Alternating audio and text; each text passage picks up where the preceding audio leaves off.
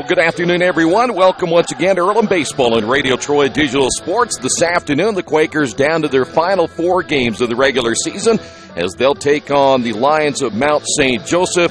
Mount St. Joe coming in at 19-17 overall. They're 13-10 in HCAC play. Still a chance to get into the upcoming HCAC baseball tournament.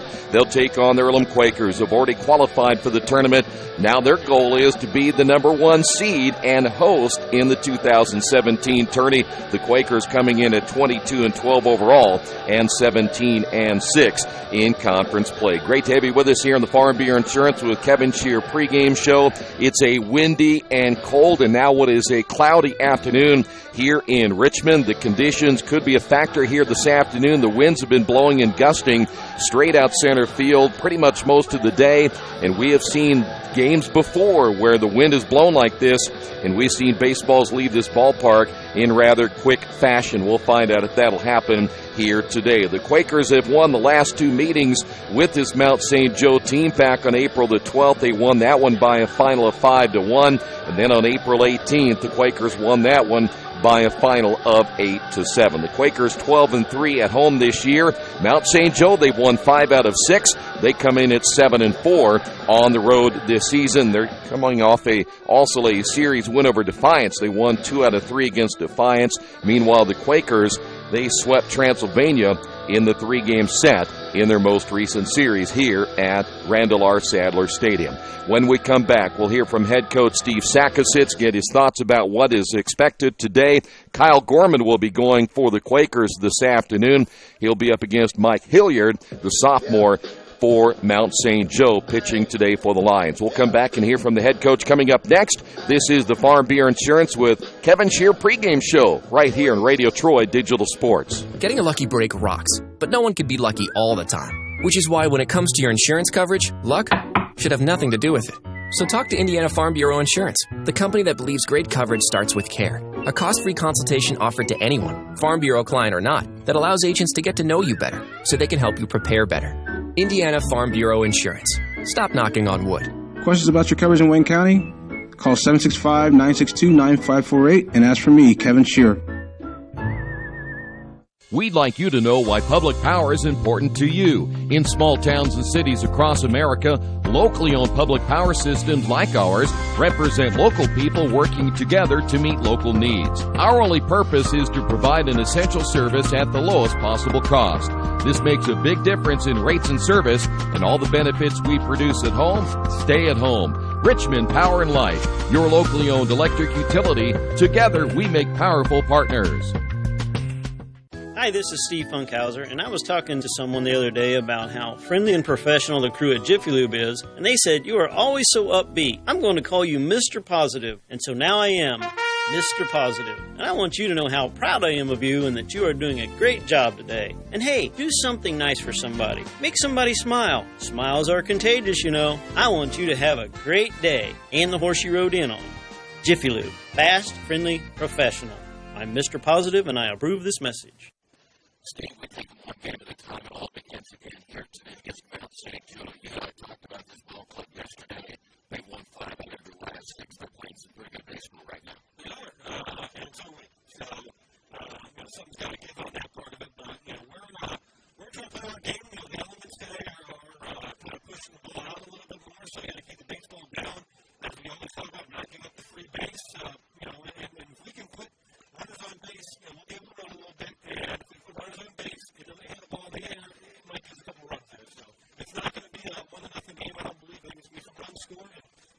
We can't let one big inning affect us. We got to make sure that we're doing our part defensively, not giving them the extra base, not giving them the extra outs, and offensively be aggressive. I want to go back to my memory banks. Your game 1 against these guys, you didn't get a chance to run as much as you wanted to. I think it was a 3-1 ball game. You guys picked up a win. Game 2, you ran more. You picked up a win there as well. Talk about those 2 previous wins. The first one, we were able to do, I think it was 5-1. We had to win that one. It was, got out to a lead, going with a shoving, did well. Second time we played them, it was a closer game. They took the lead off of a grand slam.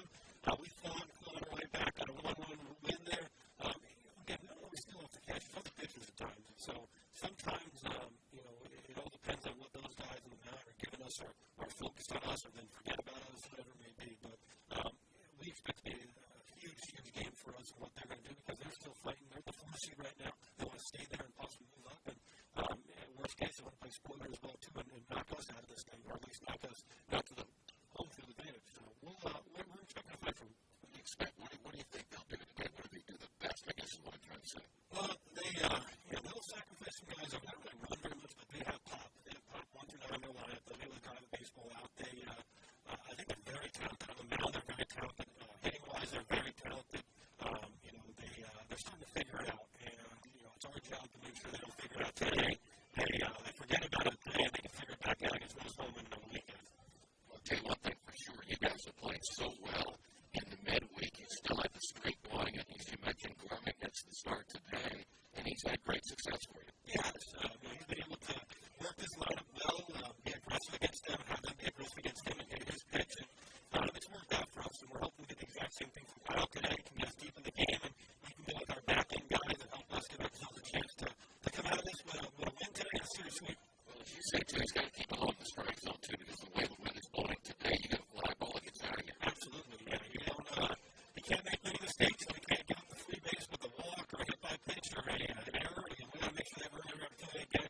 But understand that, we're like not that any deficit we can feed ourselves in.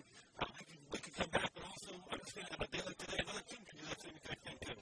It's interesting to say that because every time that you've gotten down, and I've watched you guys, you never show any panic whatsoever. It's almost some big business like you go back out there, put 2 runs on the board, they might come back with another, you get 3 more.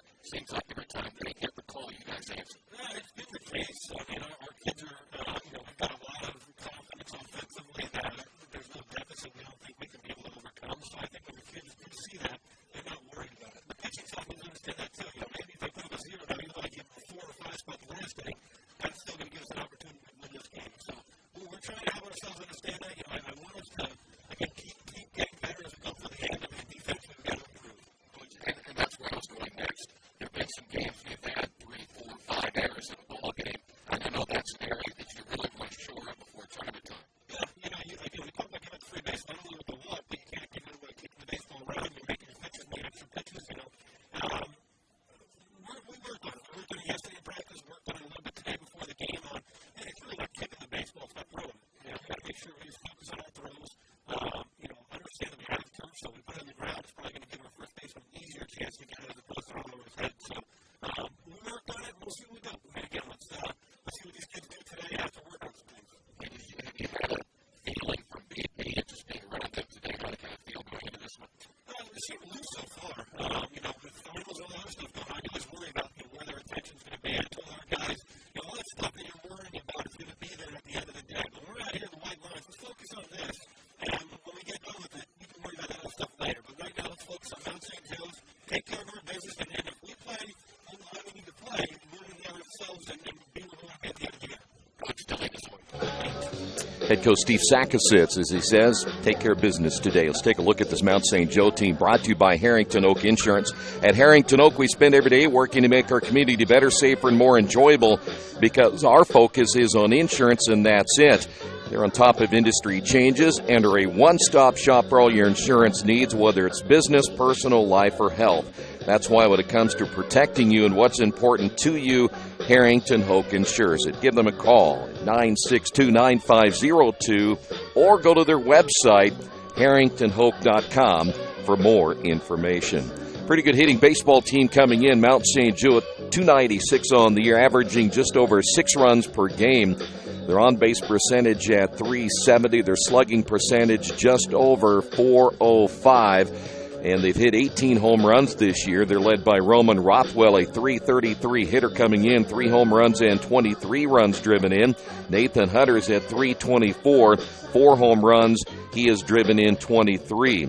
Kyrie Hawkins at .306 on the year with 18 RBI. And Matt Hoffman, perhaps their best base stealer, 10 stolen bases on the year. Pitching-wise, it has been a different story. 4.68 ERA, giving up nearly 6 runs per game, 8 strikeouts, and nearly 5 walks per game. And the player we will see today, the Quakers have already seen twice this year in Mike Hilliard, and they had beaten him both times. We'll talk about that coming up in just a few moments as well. Here are the starting lineups. Let's go first off with Mount St. Joe again, 19-17 overall, 13-10 in conference play. Matt Hoffman will lead things off. He'll be at shortstop. Drew Werner's hitting second. He'll be at third base. Roman Rothwell hitting third at first base. The cleanup hitter is Nathan Hunter. He'll be in left field. Simon Schaefer hitting fifth, the second baseman. Darren Sackett will catch today. He'll be batting sixth. Hitting seventh and DHing Ryan McCauley. Hitting eighth and playing in right field is Nick Browning. And then hitting ninth and playing in center field will be Kyrie Hawkins. Again today for Mount St. Joe, Hoffman, Werner, Rothwell, Hunter, Schaefer, Sackett, McCauley, Browning, and Hawkins. For the Quakers this afternoon, no big change in their starting lineup as you would expect. They'll be going with Nate Lynch to lead things off. He'll be in center field. Matt Barger batting second at second base. Brandon Laird hitting third, the shortstop. Eric Elkus, the cleanup hitter at first base. Addison Robertson will DH this afternoon. He'll hit fifth. Cody Krumloff catching and hitting sixth. Batting seventh, the third baseman Danny Dopp. Hitting eighth and playing in left field is Isaiah Shake. And hitting ninth in right field, Kendall Baker. Again for the Quakers, Lynch, Barger, Laird, Elkus, Robertson, Krumloff, Dopp, Shake, and Baker. Kyle Gorman going today for the Quakers. We'll talk about his numbers coming up in a couple of moments. Mike Hilliard going today for Mount St. Joe. Huge matchup today, the Quakers and the Lions here from Randall R. Sadler Stadium. This has been the pregame show brought to you by Farm Bureau Insurance with Kevin Shear here on Radio Troy Digital Sports. Getting a lucky break rocks, but no one can be lucky all the time. Which is why when it comes to your insurance coverage, luck should have nothing to do with it. So talk to Indiana Farm Bureau Insurance, the company that believes great coverage starts with care. A cost-free consultation offered to anyone, Farm Bureau client or not, that allows agents to get to know you better so they can help you prepare better. Indiana Farm Bureau Insurance. Stop knocking on wood. Questions about your coverage in Wayne County? Call 765-962-9548 and ask for me, Kevin Shear. Hey, Chuck, where you headed? Spinning's about to start. I'm heading to CrossFit. Isn't that for, like, the elite lifters or athletes only? No, at FFW CrossFit, all workouts can and will be scaled to any ability level to welcome everyone. Sounds great. I need to get out of the same old workout routine. I'm just not sure I can keep up. It seems pretty intense. No real lifting experience is needed. FFW CrossFit teaches you everything you need to know and move at your own pace in a positive, motivating environment. You know, I've always wanted to give it a try. I'll see you there. Learn more at ffwcrossfit.com. It takes a lot of pieces working together to run a successful business in today's world. One big piece is your connectivity, powered by your internet. For local businesses in Richmond, you have options for who provides your internet. When deciding who to go with, you need to look at Parallax Systems, fiber optic packaging for your benefit. Speed, reliability, and local service, you get it all with Parallax Systems, a division of RP&L. Visit online at parallax.ws or call 962-3770. Best One Tire and Service has been committed to our partners since 1948. With more than 250 locations in 26 states, Best One puts over 1 million tires on the road every year. Superior tires, expert service, competitive prices. Best One Tire and Service, where the best costs less. Hi, I'm Roger Clark with Best One of Richmond. Because Best One is one of Bridgestone's largest retailers, we offer exclusive Bridgestone savings. Visit us in Richmond to save on Bridgestone tires today. There are banks that are big, and then there's West End Bank, a bank with big ideas to help people, business, and industry. If you're just starting out on your own and want a new car, West End can help. Maybe it's your first home and you need advice on financing. West End Bank has ideas to help you. West End Bank, helping build better lives and a better community. West End Bank is a community bank with big ideas and home to a distinctive style of banking. Equal housing lender, member FDIC. Well, today's broadcast brought to you in part by your Richmond area Subways. Each day of the week, you can get a different 6-inch sub with no artificial flavors or colors, just $3.50. It is Tuesday. It's the oven-roasted chicken. Wednesday, the turkey breast. And Thursday, the Italian BMT. Treat yourself at Subway. 4 locations in Richmond and Hagerstown. Subway. Eat fresh. Mentioned Kyle Gorman gets the start. He's been the midweek starter for the Quakers pretty much this entire season. Gorman will be making his 15th appearance. This is his 8th start of the year. He has 2 complete games, 1 shutout to his credit during his freshman season. 50 2/3 innings, giving up 60 hits, 30 runs, 19 of those earned, 30 strikeouts, and 9 walks. He is 4-1 on the season with an ERA of 3.38. He has faced this team twice this year, and he picked up a win earlier this season. We'll talk about these 2 matchups. It was back in April the 12th. Earlham won that one by a final of 5-1. Gorman went 7 innings, picked up the win, giving up just 5 hits, 1 run. It was earned, 5 strikeouts, and a walk. And then in game number 2, Gorman got the win as well to improve his record to 3-1 on the season. So these 2 pitchers know these 2 lineups and vice versa very well coming to this one here this afternoon. We'll talk a little bit about the playoff scenarios coming up in a little bit as well. As, again, we mentioned Mount St. Joe right now in the number 4 spot, and they're hoping to get a win here today. And then, of course, all the teams going to those final 3 games looking to perhaps wrap up or position themselves better for the upcoming HCAC tournament. Here's Matt Hoffman. Hoffman at 3:05, a home run. He's driven in 10. And he will lead things off here for the Lions. And the first pitch is in there for a strike, and we are underway here this afternoon. 4:13, the official start time. We'll set that Quaker defense for you coming up in a moment as well. Here's the 0-1 pitch, hit foul. And Hoffman quickly behind it, 0 balls and 2 strikes. Krumloff back behind the plate for the Quakers. Elkis at first, Barger at second, Laird at short, Dopp down at third with Shake, Lynch, and Baker in the outfield for the Quakers here this afternoon. Here's the wind and the 0-2 pitch. It's up high. And the count, 1 ball and 2 strikes. Get an opportunity. We'll check out the updated standings. There was 1 game already postponed today and moved to tomorrow. That was the Anderson-Manchester matchup. Here's the wind and the pitch on the way. Swing and a miss, and Hoffman strikes out. And a good start for the right-hander Kyle Gorman here this afternoon as he gets the first out of the ball game. And that'll bring up now Drew Werner. Werner at 296, no home runs. He has driven in 24. Overcast skies, as mentioned, and the wind continues to blow straight out center field. Only 390 to dead center here at Randall R. Sadler Stadium, and that one is swung on and hit foul. No balls and a strike. Of course, the Earlham Monster in left field, it's 310 down the left field line, 375 in the alleys. 390 in dead center, and then 325 down the right field line. Here's the 0-1 pitch by Gorman. It comes inside. And the count is even at 1 ball and 1 strike.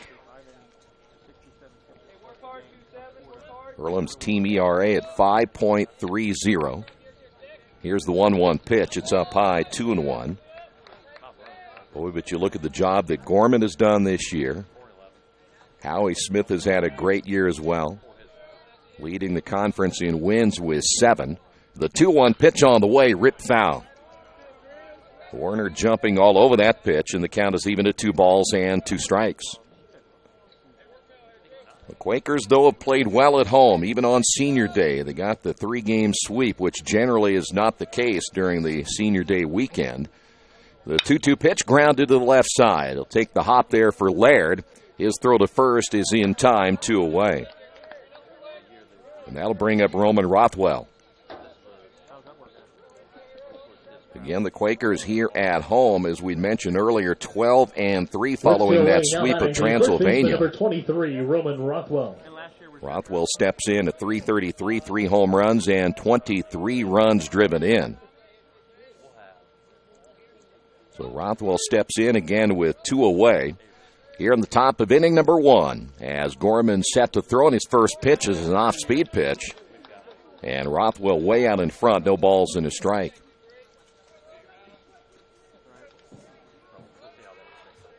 Here's the wind and the 0-1 pitch.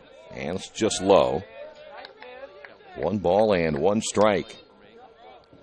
Transy at Hanover today. Mount St. Joe here at Earlham, and Defiance is at Bluffton. We mentioned the Anderson-Manchester game moved to tomorrow. Ground ball back up the middle. That's a base hit. So single by Rothwell and a man on here in the top of the first inning, and that'll bring up now Nathan Hunter. Hunter at 324. 6, Nathan Hunter. 4 home runs. He has driven in 23. We heard Sack talk about it in the pregame. The key to this one today for Kyle Gorman is keep that ball low in the strike zone, get nothing in the air. The other key today is defensively. Will we see a better defensive effort here by the Quakers? Ground ball toward the shortstop, Laird. He'll flip on to Barger at second. That one almost gets away from Barger, and that will do it for Mount St. Joe here in the top of inning number 1 on the Wesley Bates Wealth Management scoreboard. After half inning, Mount St. Joe nothing, Earlham coming to bat. This is Earlham Baseball and Radio Troy Digital Sports. Are you looking for a quality used car you can trust to take you where you want to go? Stop at Tony's Car Sales at 250 National Road West. Tony's has a top-of-the-line selection of low-mileage, one-owner cars, trucks, vans, and SUVs, all handpicked by Mike and Adrian Parker. Tony's is family-owned with 3 generations and 60 years of experience. Check out their selection at Tony'sCarSales.com or at 250 National Road West. Tony's Car Sales, where honesty, quality, and price sell cars.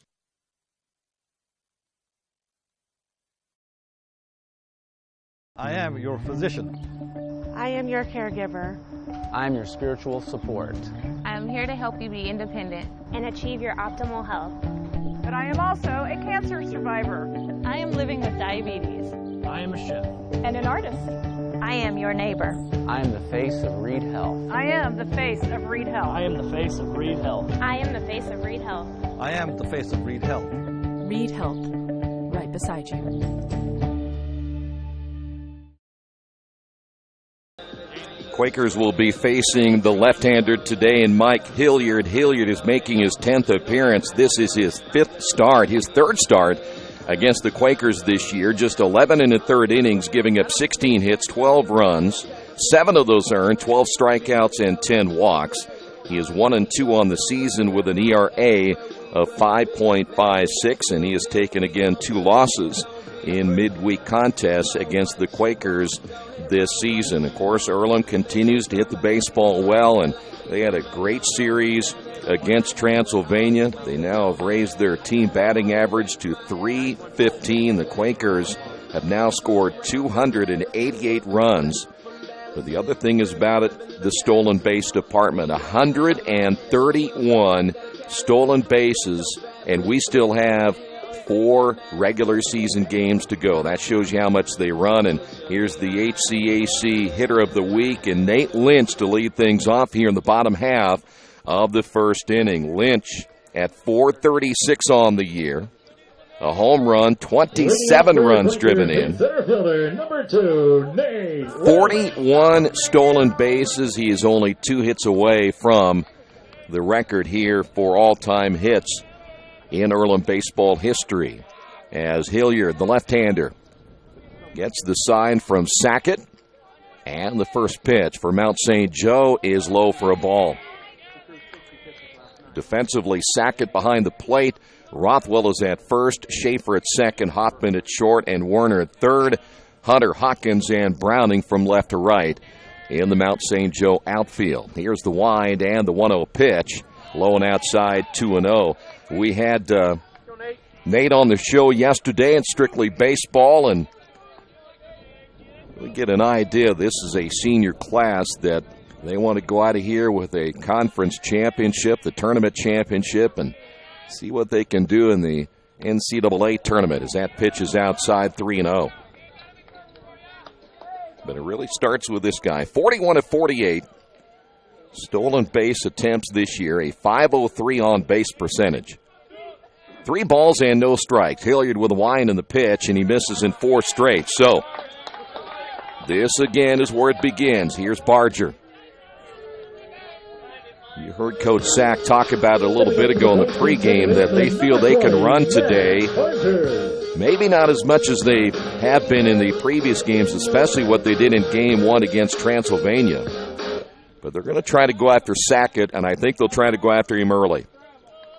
Barger at .306 on the year, 3 home runs, 22 runs driven in. 4 players in this Earlham lineup with 15-plus stolen bases.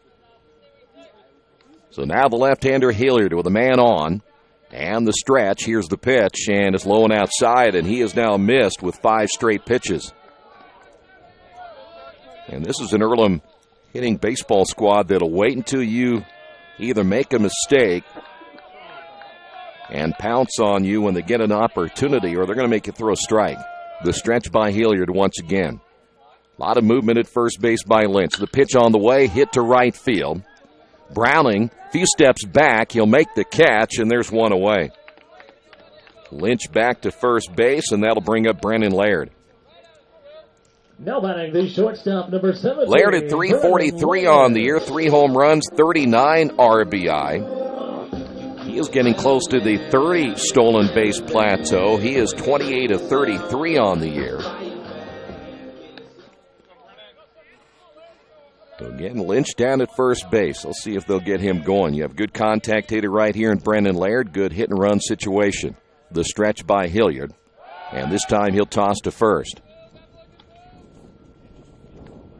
Well, Hilliard, after facing the Quakers already twice, he knows what he's up against here this afternoon.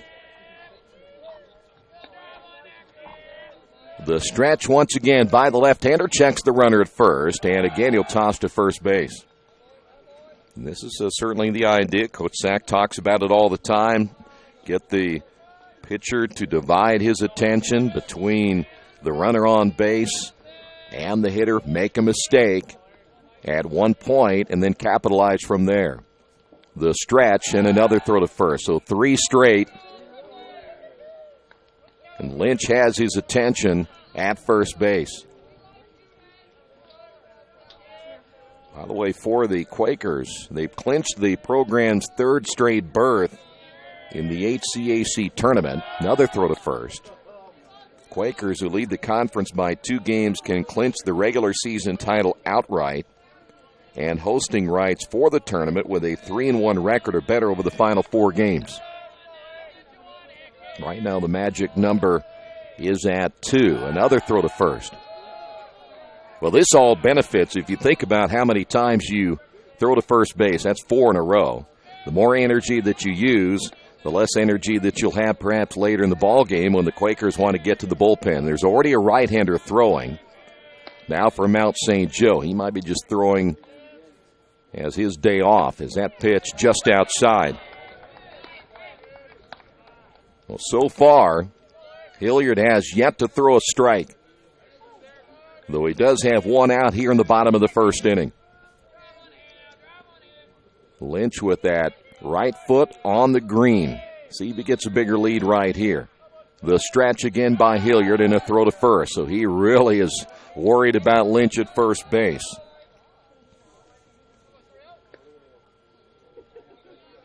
Quakers on the season in the stolen base department, 131. They've only been caught 20 times. Stretch again by Hilliard, and this time the runner takes off. The pitch low and outside. Throw down, not in time, and another stolen base by Nate Lynch. And now 2 balls and no strikes to Brennan Laird. You have a man in scoring position here in the bottom of the first inning. So now 42 stolen bases in 49 attempts for Nate Lynch. He's going to get 50, but by the time I think this whole thing's said and done. You consider still 3 games remaining after today and then the tournament itself. 8 will be nothing for Nate Lynch to get to 50. So now the Quakers a chance to get on the board here in the bottom of the first inning. Stretch by Hilliard. He'll throw back to second. The second baseman, Schaefer, coming over to lay on the tag, but not in time. Brennan Laird, a senior out of Olmsted Falls, Ohio. What a career he has had since transferring here from Cincinnati. The pitch on the way. There's a strike. First strike of the day by Hilliard.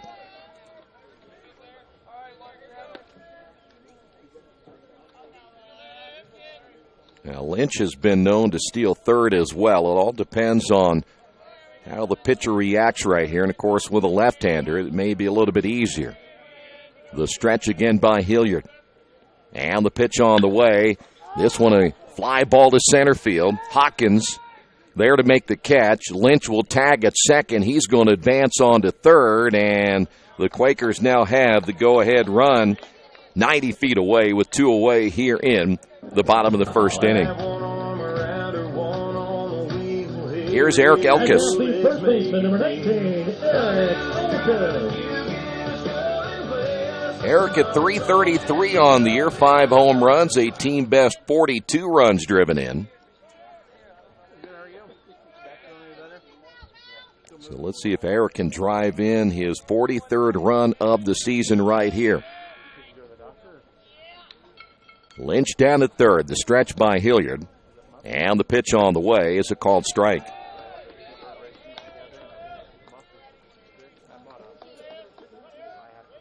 We mentioned in the Transylvania series, we thought maybe that Elkis is the guy they need to get going offensively once again. His batting average, though, down to 333. The 0-1 pitch on the way is popped up, and that's out of play, 0-2. And his home run number has been stuck at 5 for a long time. He hasn't driven in a ton of runs over the last couple of weeks. They're hoping he'll get his hot bat back again in time, not only for today's game, but the final 3 games against Hanover as the pitch is high and outside. 1 ball and 2 strikes.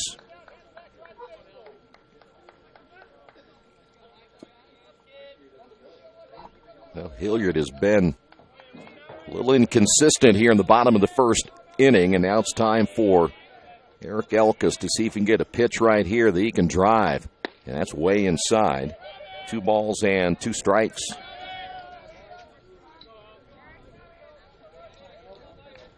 We saw a little bit of a light rain shower come by a few moments ago. Temperatures will stay in the lower 50s and pretty much throughout the entire ball game. And, of course, later in the week, we're expecting more rain around Thursday and Friday when we're welcoming in Hanover.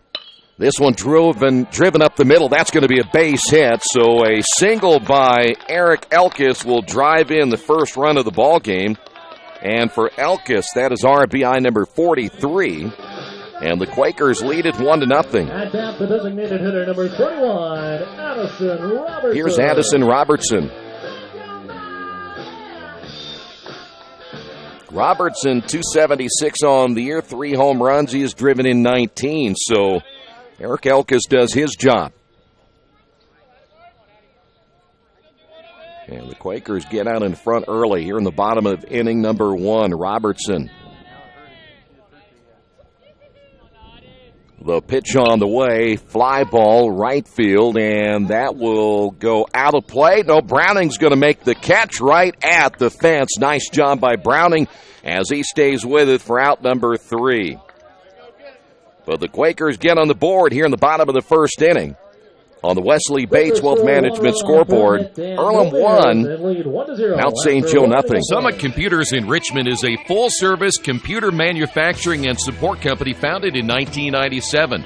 They partner with businesses and individuals to provide computer systems, hardware, service, support, and design services. They also provide web hosting, high-speed wireless internet, network design, and much, much more. Summit Computers, the official provider of RadioTroy.com. Earlham Baseball being brought to you by Jason Wise of Better Homes and Gardens First Realty Group. He has an idea for an alternative fundraiser for your school group or nonprofit. If you list, buy, or refer a customer and mention this promotion, he'll donate 10% of what he makes on the transaction to the school group or nonprofit of your choice in your name. Tell your friends, family, colleagues to mention this offer when listing with Jason Wise at Better Homes and Gardens First Realty Group. Give him a call at 969-3400 for more information. The Quakers did exactly what they wanted to do, get out in front early. They have done so with the RBI base hit by Eric Elkis. As we head now to inning number 2, it'll be Schaefer, Sackett, and McCauley.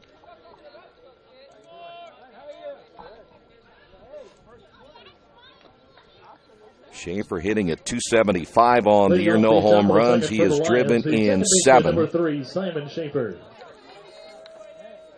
Right now, the Quakers at 17-6. They are the only team that has clinched a spot in the HCAC tournament. Manchester at 15-8. Rose-Hulman is at 15-8. Here's the pitch by Gorman, and it's in there for a strike. Franklin is at 12-9. Mount St. Joe at 13-10. Here's the 0-1. It's up high. After that, outside chance by Defiance, and that's the only other team that could possibly do anything. That pitch is low and outside. 2 balls and a strike now to Schaefer. But Earlham knows, and they've said it the entire time when the schedule came down to this, they went 8-3 on that long road trip in the conference. That pitch caught the outside corner. Tough call there for Schaefer. And the count is even at 2 balls and 2 strikes. Now the Quakers have taken the attitude, just go out here, win, and don't have to worry about everybody else. Ground ball back up the middle. Here's Laird behind the back, dropped it. Well, that'll be an error on Brennan Laird, and that's where we talked about it a little bit ago in the pregame. His errors like that for Brennan Laird. Here's Darren Sackett. Sackett 333 on the year. No home runs and 3 runs driven in. Sometimes the Quakers, in fact, we have seen as many as 5 errors in a ball game. They still manage to win. Here's the pitch. Bunt, and it'll be bunted foul to the left side. And Sackett behind, no balls and a strike. So that is an area they've got to find a way to shore up. And Sackett talked about it's not so much the fielding as the throwing, but that time it was just the plain fielding. Left-handed hitter in. This again is Sackett. The stretch in the pitch by Gorman. And it's low and inside. And that, I don't know if that got a piece of Sackett, but he went down. I think it did hit him on the leg. So now Mount St. Joe with runners at first and second as Sackett will take one for the team. And here's McCauley. McCauley at 309. At bat for DH. No home runs. He has driven in 13. So now the Lions have runners at first and second. Elkus will play in close down at first base as Gorman comes set. The bunt shown. Throw down to second, not in time to get Schaefer. And McCauley's behind a no balls and a strike.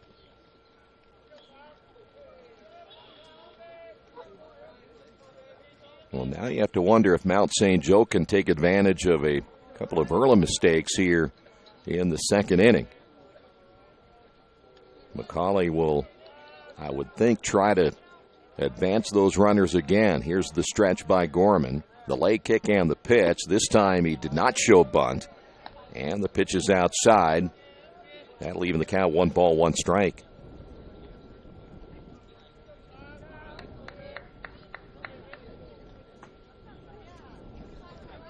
Wind is now starting to blow left to right. That means that it's blowing out to right field. Breaking pitch caught the outside corner. And McCauley, I think, thought that pitch was outside.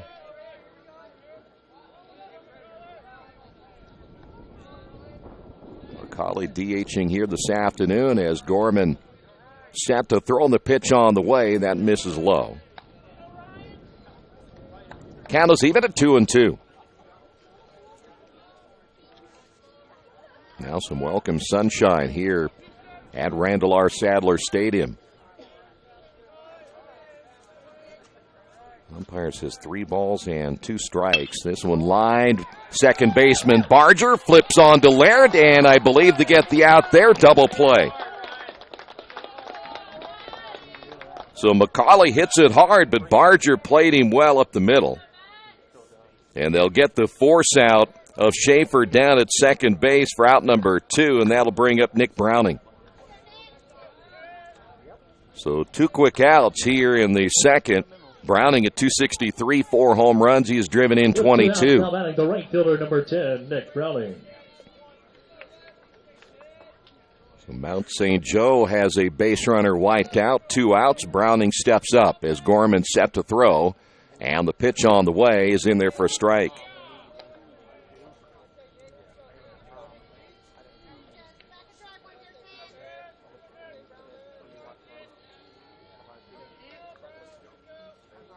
back in as Gorman has a runner at first. That is Darren Sackett. He'll throw to first, not in time. Boy, Gorman has taken over from last year and the year that Walter Talcott had as a middle relief, or I should say a middle weak pitcher, as that throw goes to first. Talcott injury this year, and going down at first base is Sackett. So I don't know if he caught one.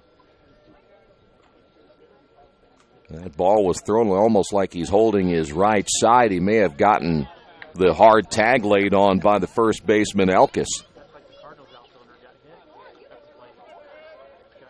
So Mount St. Joe's had especially Sackett, a couple of times he's gotten banged up a little bit here in the second inning. Here's the pitch by Gorman. It's outside. 1 ball, 1 strike. Browning, the number 8 hitter here for the Lions. Quakers lead at 1-0 here in the top of inning number 2.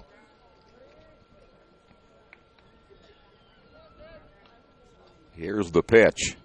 Way outside, 2-1.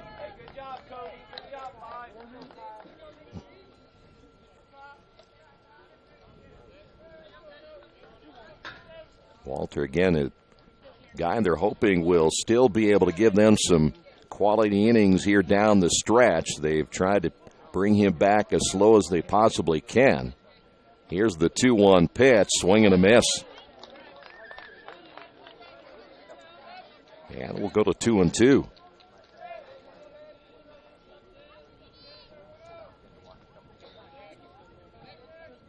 Walter's seen his ERA go to 3.38. He gave up a 3-run dinger in the one game against Transylvania. Ground ball to Laird. He bobbles it. Did he get to the bag in time? Yes. So Brennan has had a couple of difficult handles here in the early portion of this one, but he does get the out as Mount St. Joe will leave a runner on base. We will head to the bottom half of inning number 2 on the Wesley Bates Wealth Management scoreboard. Quakers on top of this one, 1-0. Hey, this is Steve, and out of Jiffy Lube the other day, a customer came in and said, Steve, this was my 100th oil change on this car, and you've done them all. Hi, my name is George Farrell, and I've been coming to Jiffy Lube for over 14 years. I recently just had my 100th oil change. I'd like to thank Steve Funkhauser and his staff for the great service that they've provided me over the years. Thank you to all, and I would recommend anyone to come to Jiffy Lube to get their car serviced.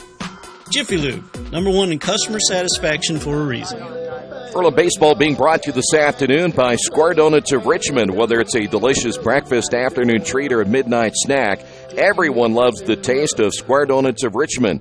Enjoy their huge cinnamon rolls or any of the other crowd favorites, including maple bacon, strawberry cheesecake, Oreo cream, pumpkin spice, and more. And, of course, grab those award-winning glazed donuts, voted the #1 donut in the entire state. Proud to be your favorite donut shop and home to the best donuts in town and the only squares around, Square Donuts of Richmond. We're at Randall R. Sadler Stadium here this afternoon. We have those clouds move by, a light rain shower, but now a pretty nice afternoon. There's plenty of sunshine, and we'll head to the bottom half of inning number 2. Krumloff, Dopp, and Shake all due up. Final warm-up tosses for the left-hander Hilliard, and we're ready to go. Cody at 308 on the year, 3 home runs and 26 runs driven in. You look at some of the RBI totals for many of the players up and down the lineup for this Quaker baseball team, and their RBI numbers would be the leader on many of the ball clubs, including Cody Krumloff with those 26. Hilliard's first pitch, swing and a miss.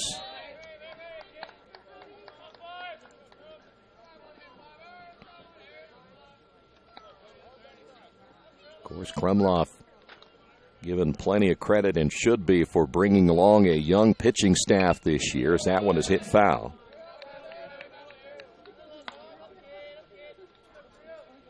When you look at all the young pitchers that he has handled this year, including Kyle Gorman, who is 4-1 on the season. Of course, he certainly helped develop Walter Talcott last year. Colin Greavy's 3-1 on the year. Jordan Christian is 3-0 on the season. That pitch is high and outside. 1 ball, 2 strikes now to the veteran catcher, Cody Krumloff. Cody takes very few days off.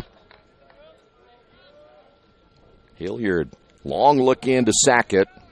Now set to throw. The left-hander's 1-2 pitch is a breaking ball hit down the right field line, and that will be a foul ball. We will stand 1 ball and 2 strikes. Danny Dopp coming up next. What a year he has had as a freshman. Isaiah Shake has had an excellent year.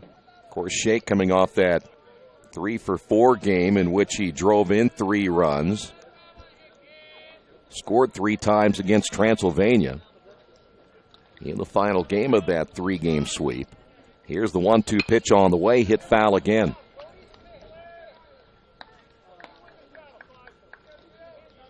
Kendall Baker also had a great ball game, 3-for-4. He had 4 runs driven in. That again shows you how good the bottom of the order can be. 1 ball, 2 strikes. Here's Hilliard's pitch. And got him looking inside. So 1 away, and here's Dopp. Imagine Cody might have been looking fastball that time. Looked like that might have been a slider on the inside corner. Dopp at .339, a home run, 29 runs driven in. He could be another one that could very well end up with 10-plus stolen bases by the time it's all said and done. Is that breaking pitch in there for a strike? Dopp with 5, Isaiah Shake with 7. Kendall Baker has 15 stolen bases, and he is at the bottom of the order. Here's the 0-1 pitch. Another off-speed pitch. And Danny quickly behind to no balls and 2 strikes.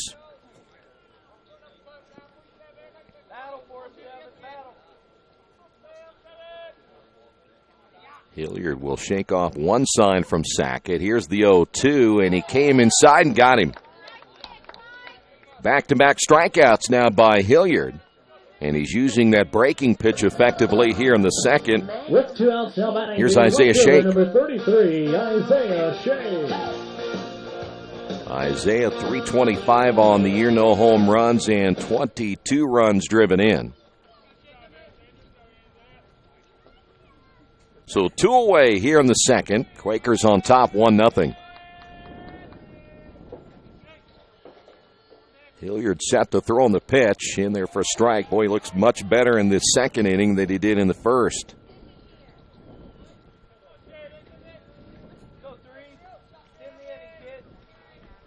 Outfield is straight away here from Mount St. Joe. The 0-1 pitch.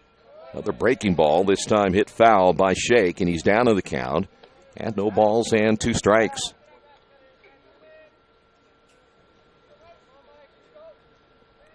Quakers looking for their 23rd win of the year.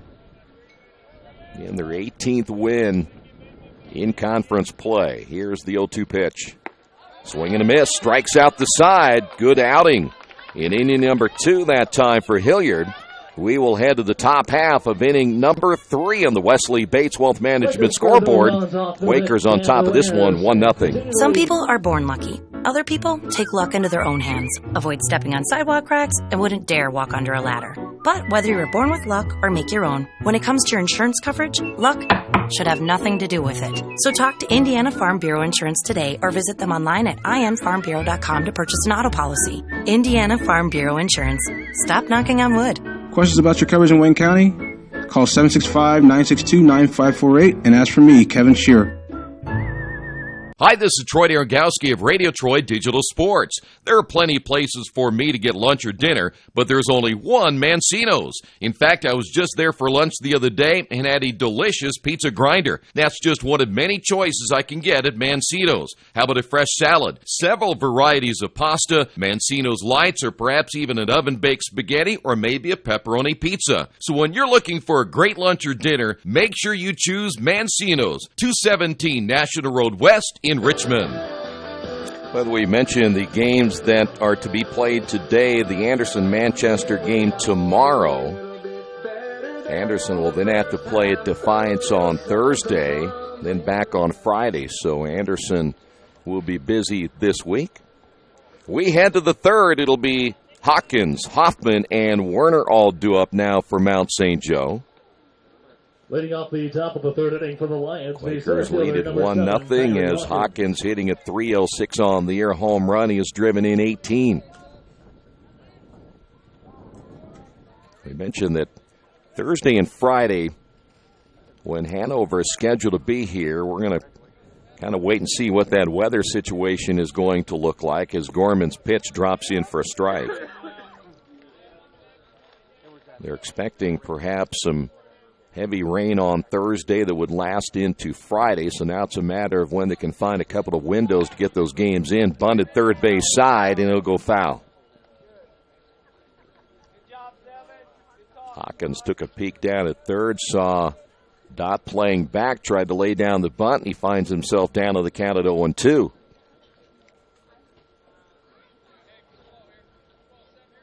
We're scheduled to go at 5 o'clock on Thursday, and they do believe there's a window Thursday evening around that time as that pitch low and outside. 1 ball, 2 strikes. If necessary, they may start Friday early, but we'll let you know. And I know Mitch Blancaspor, the sports information director, will let you know as well on social media and on the web, their website, Earlham.com, and what that situation will look like. 2-2 to Hawkins. Gorman with the pitch. This will be chopped to the right side, and that'll go foul. We'll stay at 2-2. Now, for this late, or I should say early, in the month of May to have this kind of weather is rather unusual, especially with the amount of rain we've been getting. We'll generally get rid of it, most of it, at the end of April, as this pitch swung on and missed, and that'll do it for Hawkins. So 1 away, second strikeout now for Gorman. And we'll head to the top of the order now here in Matt Hoffman. Hoffman, a strikeout victim in the first. About the only other time you'd see a lot of rain perhaps in central Indiana and eastern Indiana is when you get closer to the Indy 500 toward the end of May. But also the cold temperatures, we're supposed to be at around 70, and we're hovering around 50. Here's the pitch. That drops in for a strike.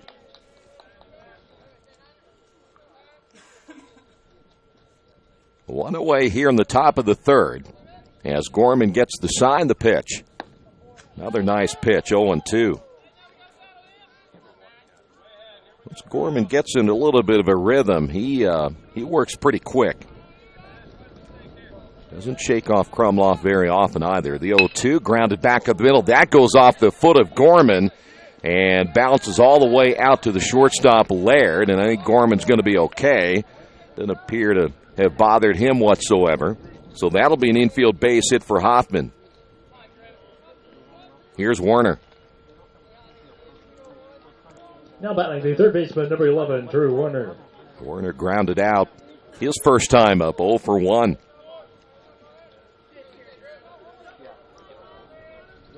Second base hit for the Lions. Gorman ready to throw, and that pitch is a called strike.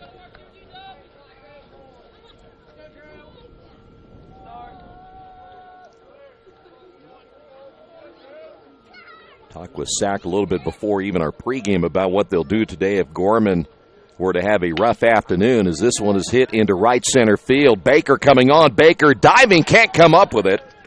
Heading to third will be Hoffman as the center fielder Lynch able to come up with it. Good effort by Baker. And so now runners at second and third. And here's Rothwell.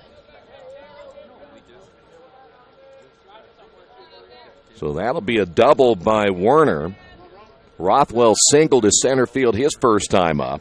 At bat number 23, Roman Rothwell. And now the Lions have runners at second and third with one away here in the top of the third. Chance to tie the ball game right here, perhaps take the lead.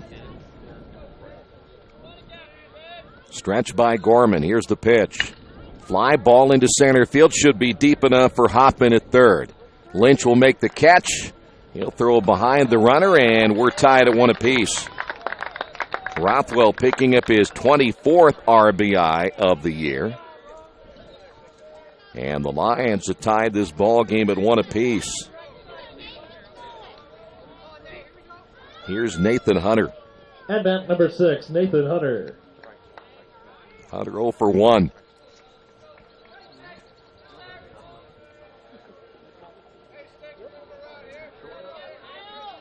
Gorman comes set. Here's the pitch. Grounded up the middle. Laird. And he bobbles that one. Throw to first, not in time. Another error by Brennan Laird. Werner advancing on to third. So that'll be Brennan's second error of the ball game. And that'll bring up Simon Schaefer. On the corners, now batting number 3, Simon Schaefer. Well, he has bobbled both of those, and again, you're playing on turf. You've got about as true of a hop as you can get on this turf. Schaefer did reach on the air in the second inning. The stretch and the pitch swung on and foul tipped by Schaefer.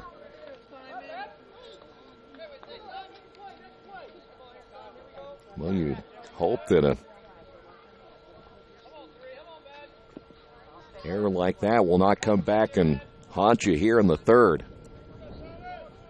Gorman again set to throw, and the pitch is outside.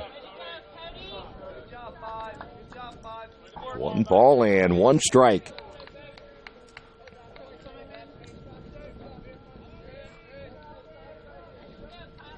Earlham had the one game against Transylvania in which they committed 5 errors.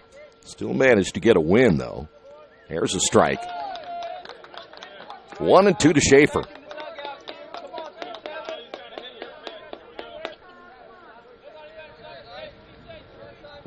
Well, you get it outright here. Don't have to worry too much about it. Hunter gets a lead down at first. Werner at third. Time is called.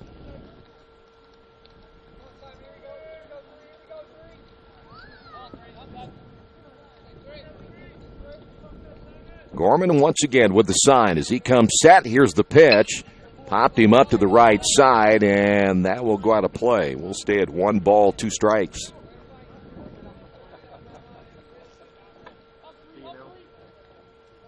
Now Earlham able to play through the Brendan Laird error in the second inning. Now let's see if they can do it again here in the third. Here's the pitch on the way, low and outside. 2 balls, 2 strikes. Krumloff was set up on the outside. Pitch was a little bit low as well.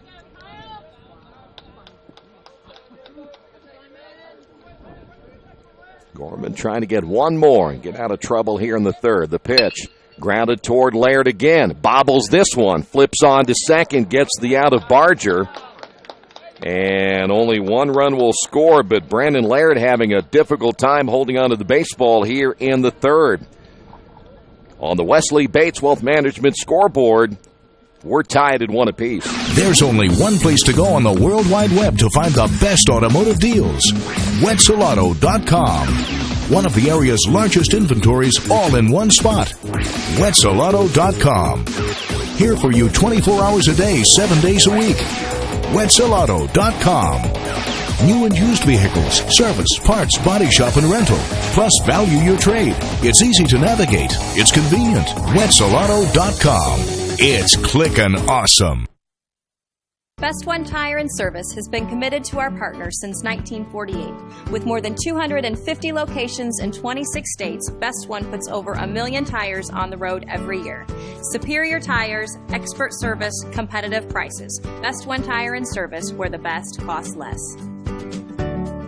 Hi, I'm Roger Clark with Best One of Richmond. Because Best One is one of Bridgestone's largest retailers, we offer exclusive Bridgestone savings. Visit us in Richmond to save on Bridgestone tires today. Earlham Baseball being brought to you by New Vision Sports. It's a training program that focuses on the training and improvement of athletes, the serious athletes of all ages and skill levels, from creating customized workout plans to providing ongoing motivation and support. New Vision strives to help you achieve your training goals. Contact New Vision to schedule your workout by calling 977-5831 or going to newvisionsports.com. That's newvisionsports with a Z.com. The home half of the third for your Tied at one Quakers, apiece. the right We fielder, head down to the bottom of the Kendall third. Baker. Kendall Baker will lead things off for the Quakers. Baker hitting a .284, no home runs, 17 runs driven in. And, of course, the third baseman, Warner, will play way in front of the bag and off the line, knowing that Baker is pretty good at laying down the bunt, third base side. He'll see Hilliard, though, for the first time today. The pitch on the way hits him. Well, I don't think that's what Hilliard wanted to do, is put a base stealer on base. So Baker will take one for the team, and now the Quakers have a man on, and that'll bring up Nate Lynch. And that number 2, Nate Lynch. Lynch walked, stole a base, scored the only run for the Quakers in this one here this afternoon, back in the first inning.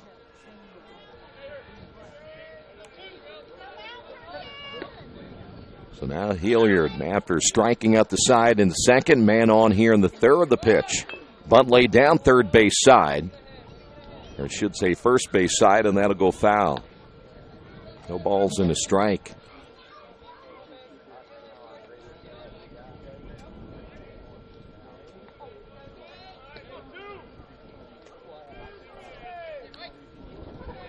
Baker, 15 stolen bases down at first base, has a good lead. The stretch by Hilliard, and almost had him leaning. Baker had taken almost, I think, about a half a step towards second base before getting back to the bag. We did see Hilliard throw a lot to first base when Nate Lynch was on. He eventually stole a base anyway. Again, a throw to first. You know, Baker, like we have seen Lynch, Laird at first base, they do a lot of jumping around over at first just to try to get into the head of the pitcher. Hilliard comes set, checks the runner at first. And the pitch on the way, grounded over the middle. Hoffman steps on the bag, throw to first in time. A 6 unassisted double play, and that'll do it for Lynch and Baker. Here's Barger. At that number 20, Matt Barger. Barger flew out his only time up in the first inning.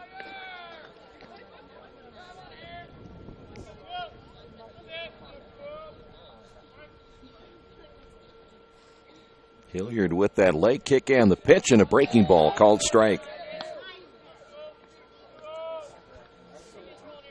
The ball was hit right where Hoffman wanted it to be, right at second base. Could not have made that double play any easier. Here's the 0-1. Ground ball to the third baseman, Warner. And that'll do it for the Quakers here in the third. We ended the fourth on the Wesley Bates Wealth Management scoreboard. We're tied at one apiece. Hello, my name is Kyle Schwarzkopf. I'm the manager of Kyle's National Road Auto and business in Richmond since 1979. We employ ASE certified technicians, and we have over 80 years of experience. We work on all domestics and most European and Japanese cars. Give us a call at 966-1555. Kyle's National Road Auto Service. My name is Kyle Schwarzkopf, and I approve this message. For over 30 years, Reynolds Plumbing has been keeping the Richmond-Wayne County area running. Whether on commercial properties, restaurants, or residential, they have done quality plumbing, heating, and air work for thousands of customers.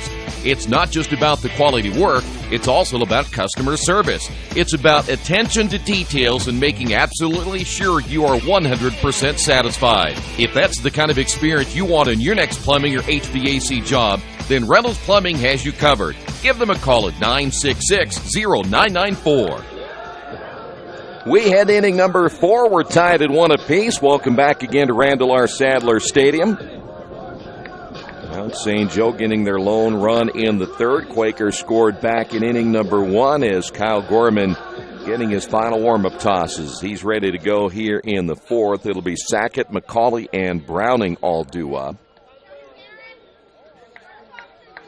I mentioned the Quakers again need to win 3 out of 4 if they possibly can. Of course, then you look on the other side. And leading off the top of the 4th, number 26. What Darren Manchester Sackett and Rose will do the rest of the way. Franklin still in the mix as well.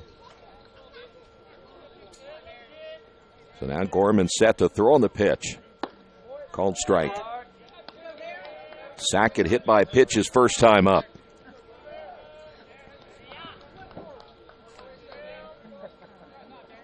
The 0-1. And strike 2. Caught the outside corner.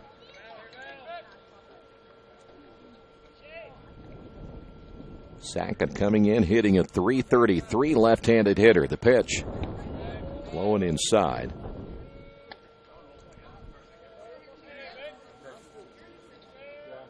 Sackett has only played in 16 games, 45 at-bats this year, but again, we'll give the Lions a left-handed hitter.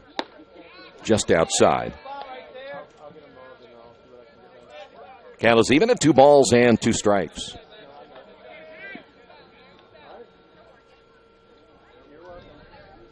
The break-even pitch on the way got him swinging.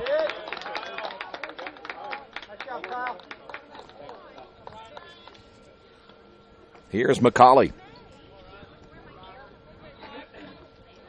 McCauley lined out in the second inning. He's 0 for 1.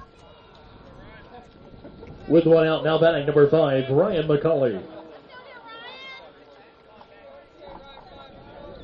3 strikeouts now by Gorman. That one down the line, fielded by Dott. The long throw in time, 2 away.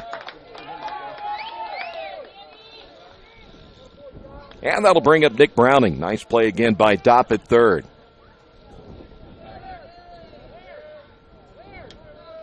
Browning 0 for 1. He fielder's choice back in the second inning. With 2 outs, now batting number 10, Nick Browning.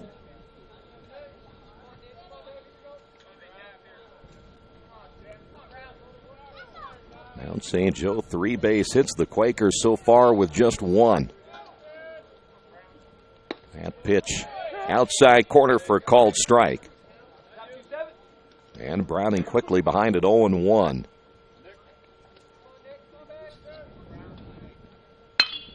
This one hit well into center field. Lynch on the run. He'll make the catch, and that'll do it. A 1-2-3 inning for Kyle Gorman here in the 4th. We'll head to the bottom half of inning number 4 on the Wesley Bates Wealth Management scoreboard. We're tied at 1 apiece. Are new cabinets on your wish list? Visit the new Georgia Direct showroom and see the great variety of cabinets on display in a modern setting. Georgia Direct carries quality craft-made one cabinets, and the new showroom has plenty of styles and colors on display. In Richmond, craft-made one is only available at Georgia Direct, where the designers are always on hand to help create a custom kitchen for your home. Visit Georgia Direct's new showroom on 40 East, next to Red Lobster. You'll love what you see, and you'll love the savings at Georgia Direct.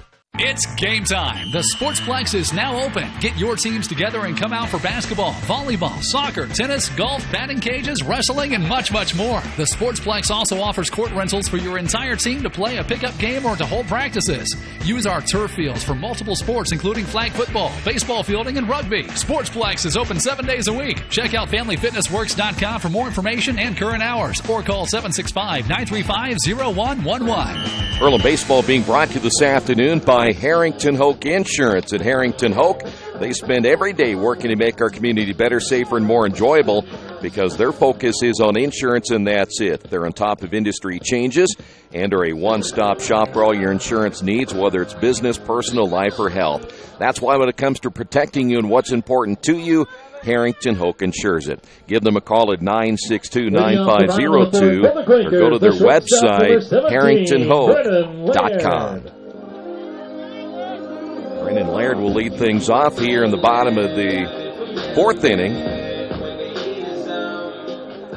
Brennan 0 for 1, flew out to center field. He's only time up back in the first inning. Hilliard gets the sign. Here's the pitch. Low and inside, 1-0. Laird, Elkis, Robertson. Elkis, the RBI base hit in the first inning. Standing on deck is Hilliard, set to throw, and the pitch lined into left field, base hit. Well, Brennan is a guy who will be interesting to watch at first base and always is. Stepping up to the plate for first Here's baseman Elkis. number 19, Eric Elkis.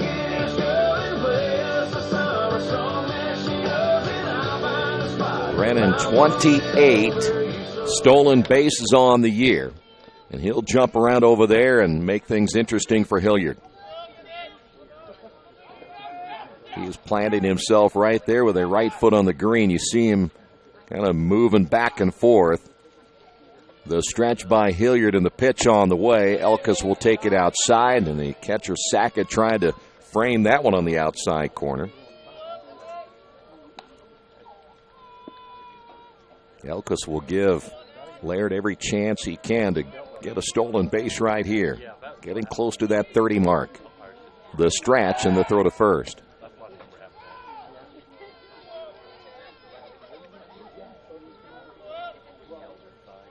Mentioned the Quakers could very well end up with a close to 150 stolen bases by the time the tournament rolls around. Stretch once again by Hilliard. Runner takes off. The pitch is high and outside. Throw down to second, and I believe not in time. The field umpire didn't even make a motion whether he was safe or not, but we'll consider Laird safe with a stolen base. 2-0 now to Elkis. So that'll be number 29.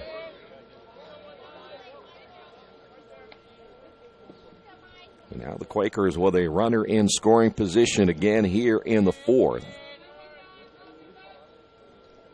Hilliard knows he'll have to be careful against the power-hitting Eric Elkis. That one hit well, but foul.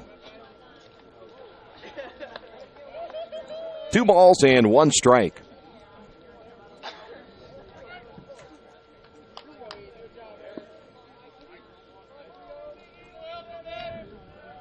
I want to keep an eye on Laird down at second. He's been known to steal third more than once.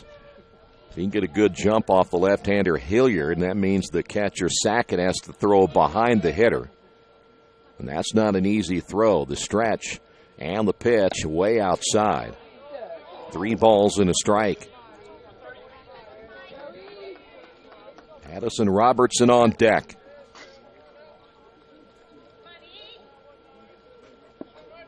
Quakers against Transylvania had several multi-run innings where they just kind of break things wide open 2 or 3 innings in a row. Here's the stretch again by Hilliard. Long look at second base. Time is called. Too long that time for Elkis.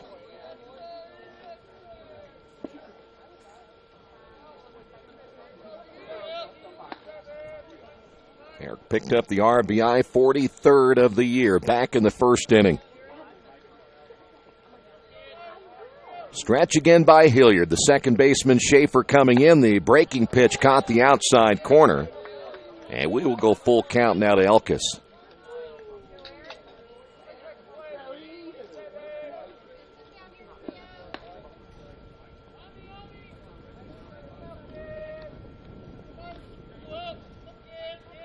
Hilliard taking a long time again getting that sign from Sackett. Here is the payoff pitch on the way. That'll be tapped right back to Hilliard. He'll throw to first after looking the runner back. There's one away. Here's Robertson. At bat the DH number 31, Addison Robertson. Robertson 0 for 1, flew out back in the first inning.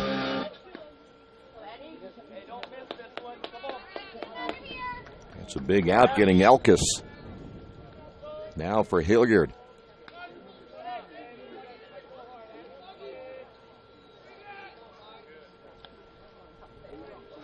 Hilliard comes set. Here's the pitch, and that's on the outside corner.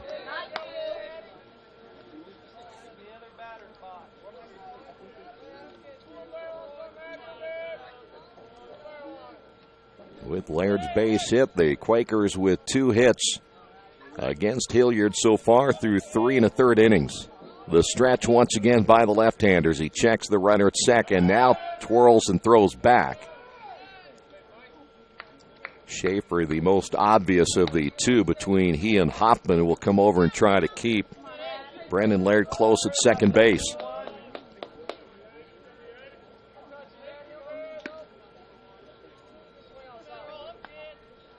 Again, Schaefer bluffing. Here's the pitch. Good cut, but hit foul by Robertson. And Addison by now, no balls and 2 strikes. Reason this may be a good situation for Laird. Again, with the catcher Sackett, he'll have to step out, throw behind Robertson. And again, that all depends on where the pitch location would be as well, whether he could get a good look down at third. Time called now by Robertson.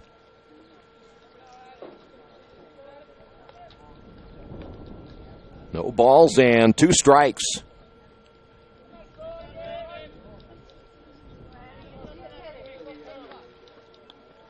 Hilliard, a long look again at second. The catcher Sackett sets up on the outside corner, and Robertson able to foul it away. Well, both pitchers have been able to get the outside corner. Hilliard from the left side has been able to get that outside corner, and right-handed hitters pretty consistently.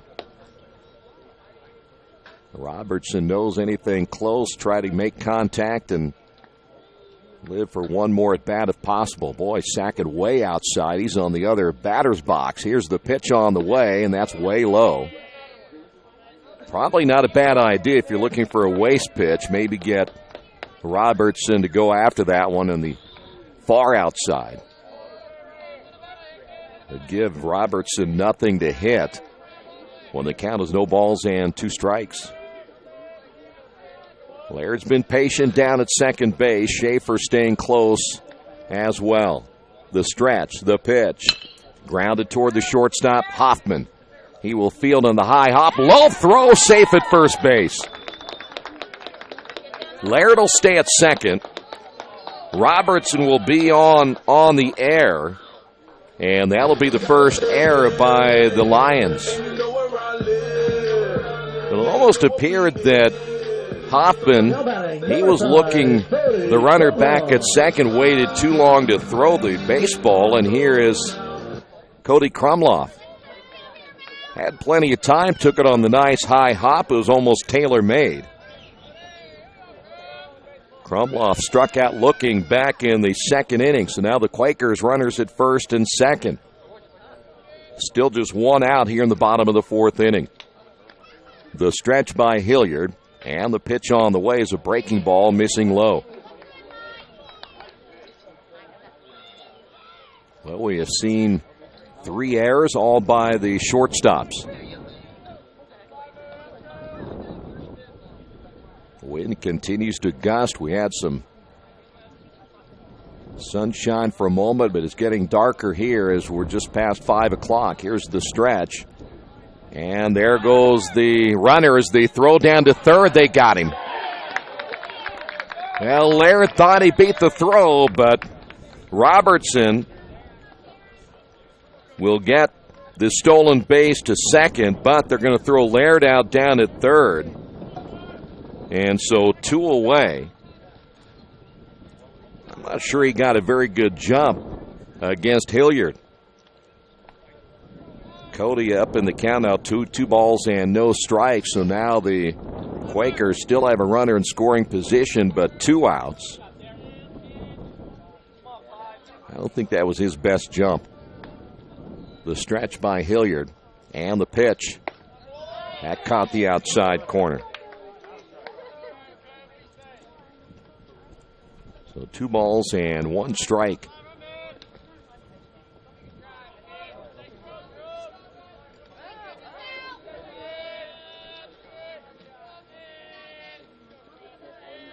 Hilliard now gets the sign from Sackett. We'll check the runner. The pitch. That's inside. Yeah, we'll go 3-1.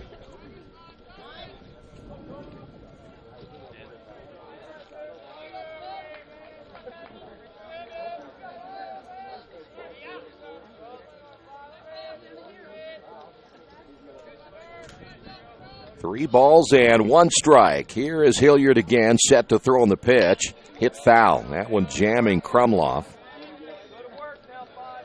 And we've gone full count.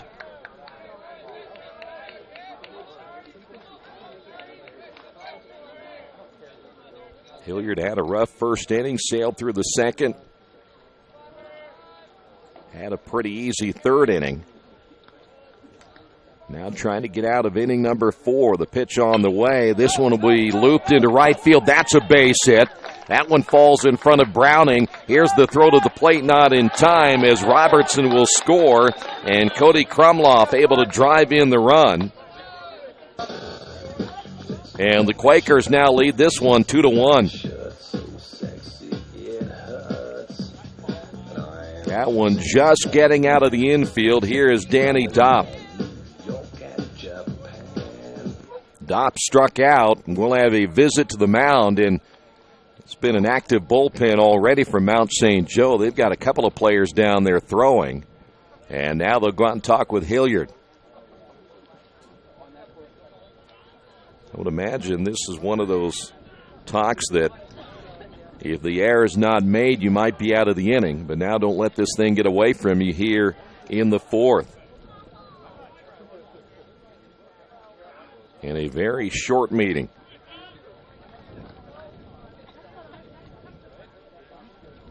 So now Earlham on top 2-1 as Dopp steps up 0 for 1 today.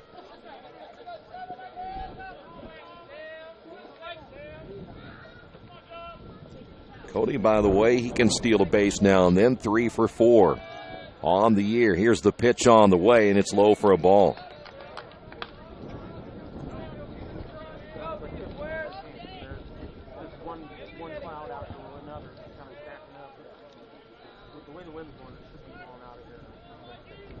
Hilliard gets the sign from Sackett as he comes set, checks the runner first in a short lead. Here's the pitch. Hit well but foul. And the count is even at 1 ball and 1 strike.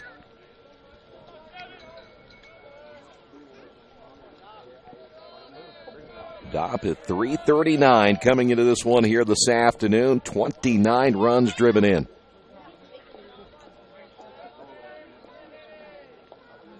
Hilliard again gets the sign as he comes set the pitch. Way outside. And the count 2 balls and a strike.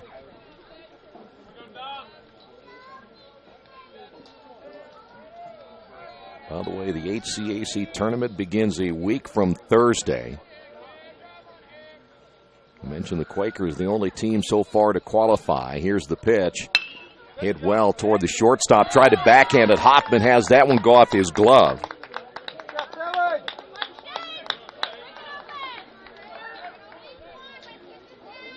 So Dopp with a base hit. Here's Shake.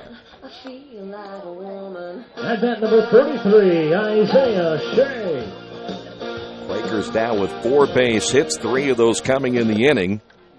Isaiah struck out back in the second. He's 0 for 1.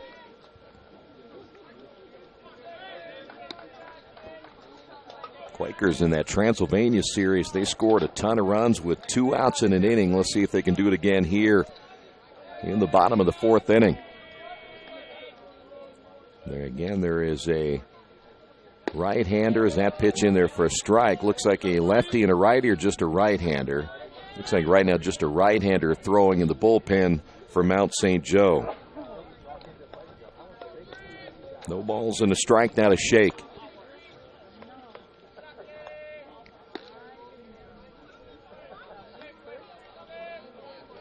Hilliard with a pitch. Popped up, and that'll go out of play to the right. And Shake by, no balls, 2 strikes.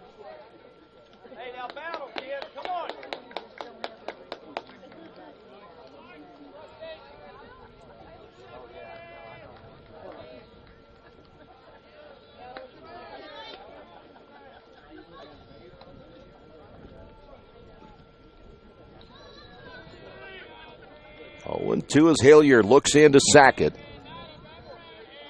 Krumloff down at second, Dopp at first. Here's the stretch.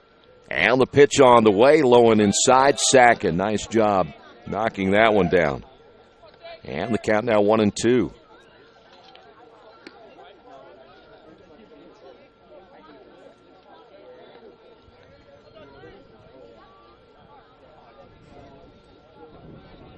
Pace of this one really slow here in the fourth inning. Hilliard, again, not a very quick worker. As he throws toward the plate, got him. Shake will strike out for the second time.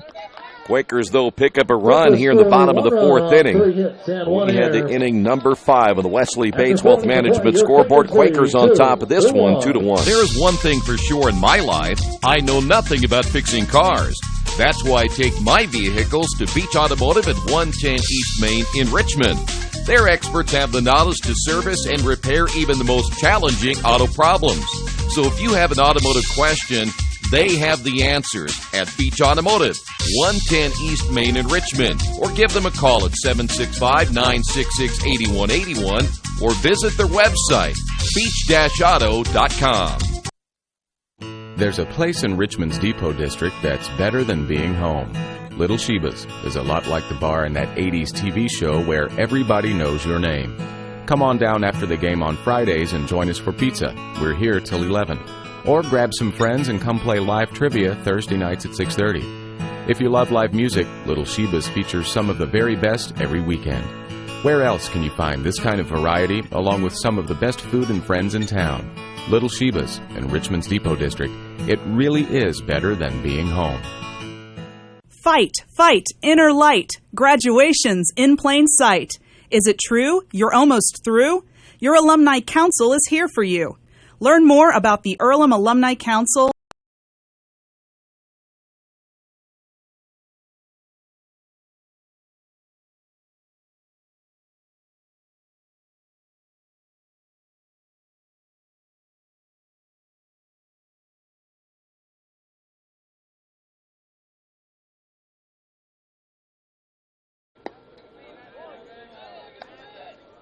One away here in the top half of the fifth inning as Hawkins will ground out. That'll bring up Matt Hoffman. Hoffman 1 for 2 with a run scored back in the third inning.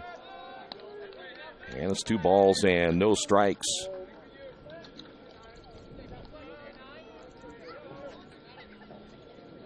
Quakers on top, 2-1. The pitch on the way, grounded over the middle. Charging is Laird. Will field and throw, gets the out 2 away.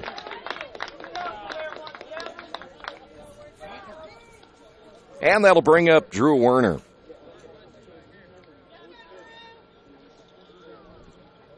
With 2 outs now, batting number 11, Drew Werner. Werner doubled his last time up. He is 1 for 2 on the afternoon as Gorman set to throw on the pitch is low for a ball.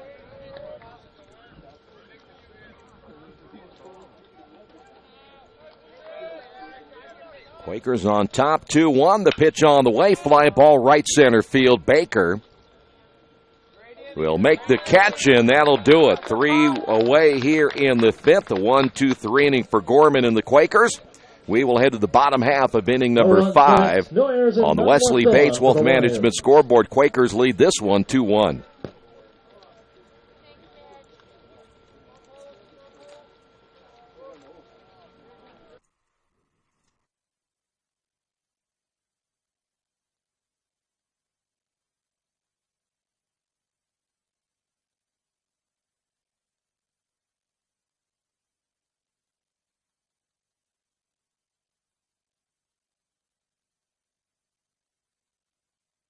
Hello, my name is Kyle Schwarzkopf. I'm the manager of Kyle's National Road Auto and business in Richmond since 1979. We employ ASE certified technicians and we have over 80 years of experience. We work on all domestics and most European and Japanese cars. Give us a call at 966-1555. Kyle's National Road Auto Service. My name is Kyle Schwarzkopf and I approve this message.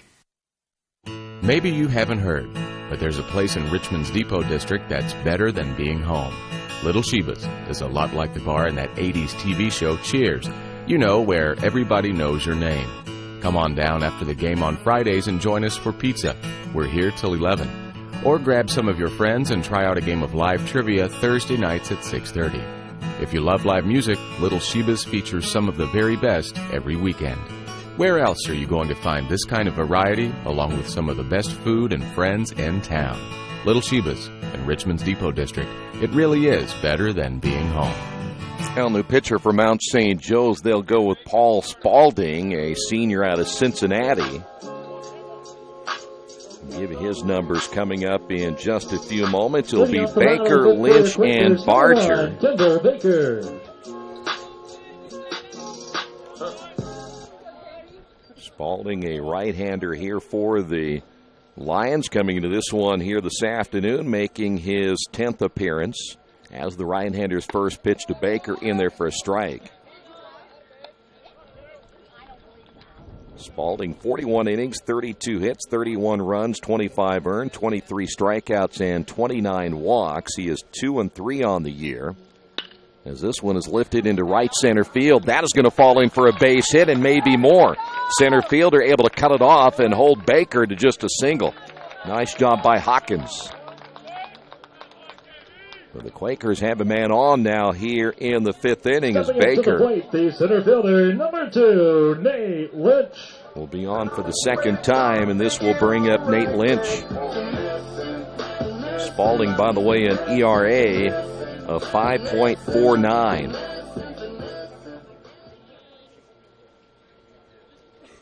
So Mount St. Joe goes to their bullpen early in this one. Lynch 1 for 2 with a run scored. Third baseman Werner way in. Bunt is shown. Ball gets away from Sackett, but no advancement by Baker down at first. And the count 1 ball, no strikes.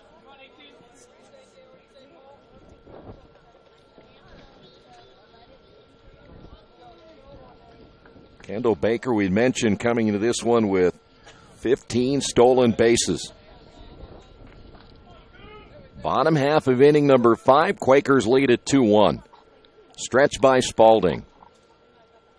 And the pitch on the way is up high. 2 balls and no strikes. We just kind of get that feeling again that Earlham's about ready to break this thing wide open at some point. Only 4 innings gone today by Hilliard. He is done. He is still the pitcher of record if they lose. That pitch is outside, 3-0. No one now throwing in the Mount St. Joe bullpen.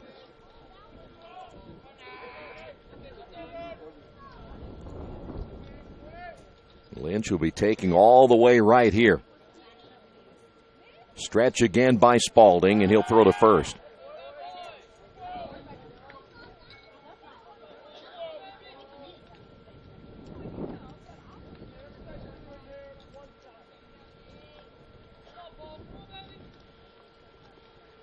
Spalding comes set, and here is the 3-0 pitch, and it's in there for a strike.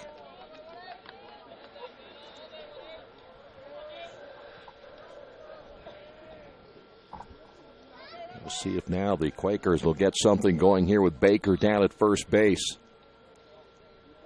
Stretch again by Spalding. And the pitch on the way, lined into center field. That's going to be a base hit. Baker had to hold up for just a moment to make sure it wasn't caught in center by Hawkins. So Lynch with a single.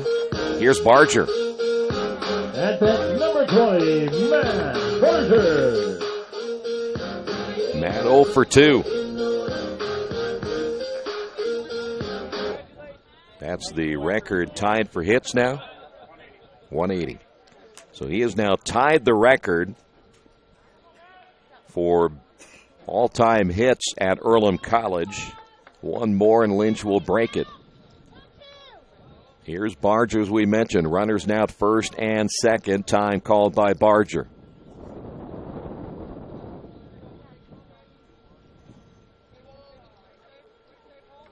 A lot of speed right now on the base paths, and Spalding trying to hold it right here. The pitch on the way, and it's low for a ball.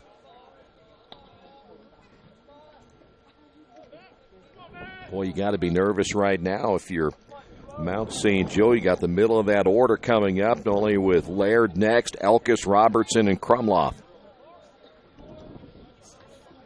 Runners again at first and second. The stretch by Spalding.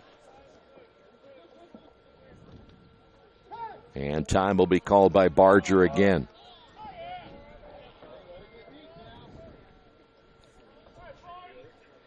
Quakers now with 6 base hits. Spalding again will come set. And the pitch on the way is a breaking ball in there for a strike.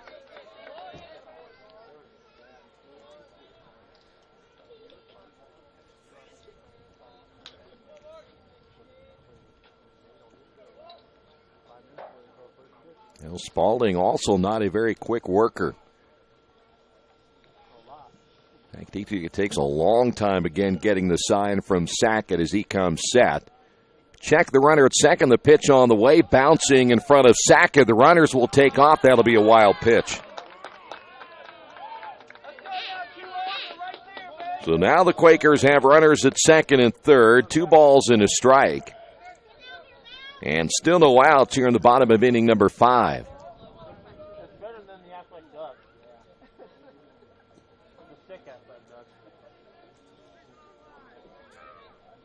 Spalding will continue to work from the stretch, even with runners at second and third. At least it appears to be so. And again, time will be called as Barger waiting on Spalding to get the sign. Now he will go from that windup. Here's the pitch, and he misses low and inside, 3-1. Really not even a full windup. It's what a lot of pitchers do nowadays, kind of a half windup, half stretch. A lot of less movement, you might say, from a full windup for sure. 3 balls and 1 strike. Here's the wind and the pitch on the way. Check swing, he went around. So 3-2 now to Matt Barger.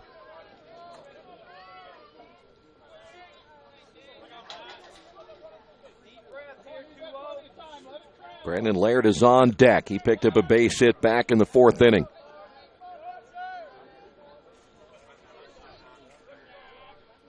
Here's the wind and the pitch on the way. Grounded foul down the third base line. That almost got a piece of Baker. So we will stay at 3 balls and 2 strikes.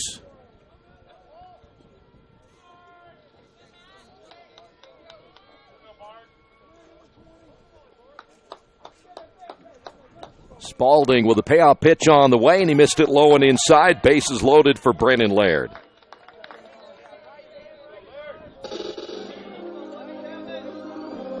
And that's number 17, Brennan Laird.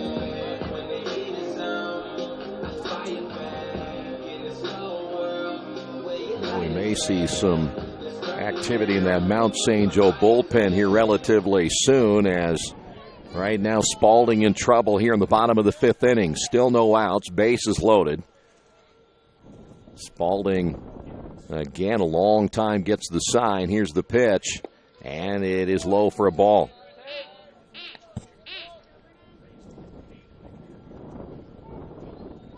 Well, from a hitter standpoint, trying to be patient as Spalding takes his time getting the sign. Now does so. Here's the 1-0 pitch on the way, and he misses badly again. And he's not even close on those first 2 pitches to Brennan Laird, and it's 2-0. And now the catcher Sackett out to talk with Spalding. And there goes the bullpen. Looks like Malik Zuberi is ready to throw. He is a senior out of Cincinnati. Couple of players off this Mount St. Joe team out of Indiana. Brandon Turner's out of Greenfield. Kyle Kittle's out of Lawrenceburg. And Drew Werner's out of Sunman. Here's the 2-0 pitch on the way. Swing and a miss. Laird out in front of that one. Grab the pitcher here. Let's go. Get yours. Hey, let's go 1-7. Let's go 1-7. Lead us, senior. Here's the 2-1 pitch. And that's low and outside, 3-1.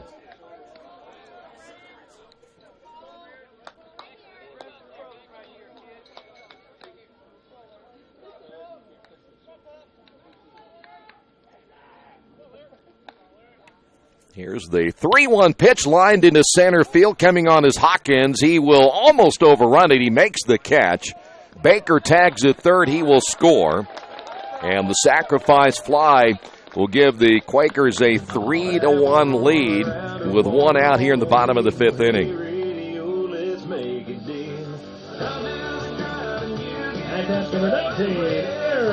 Here's Elkis. Laird with the RBI. He has picked up his 40th of the year. Elkis 1 for 2. He drove in a run back in the first inning. Again, there's a right-hander throwing in the Mount St. Joe bullpen. Stretch again by Spalding, and the pitch on the way. Chopped third base side, but foul. And Elkis behind a no balls and a strike.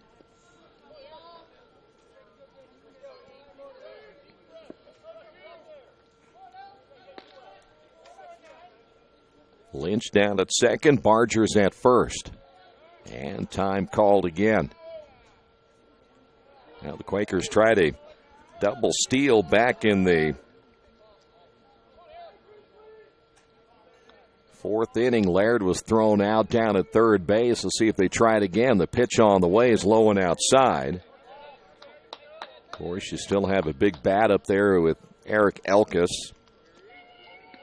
1 ball and 1 strike now to Eric. Lynch a stolen base here today back in the first inning. The stretch again by Spalding. He'll take a look back at second. He will take off. There's your double steal. Throw down to third. Did they get him? Yes. So Lynch thrown out trying to steal down at third. Second time the Quakers have had a runner thrown out trying to steal third base. And with 2 away, 1 ball, 2 strikes now to Elkis.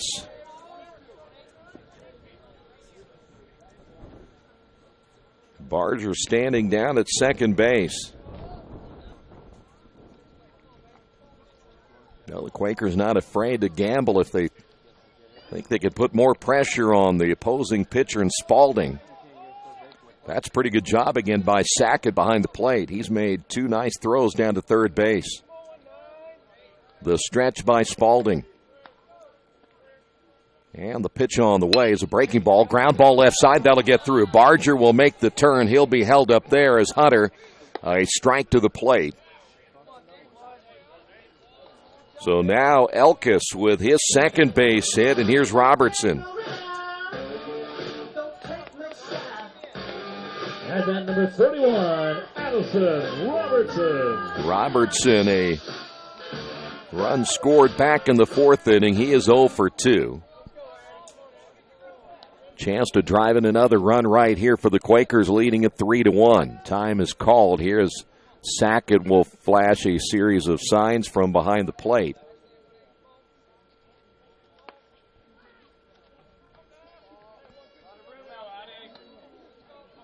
Barger, third. Elkis at first base.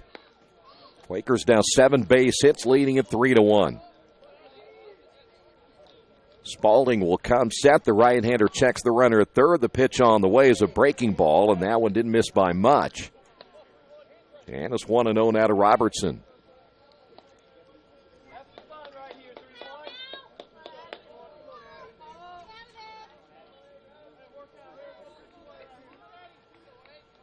Spalding comes set once again. And the pitch on the way, right down the middle for a strike.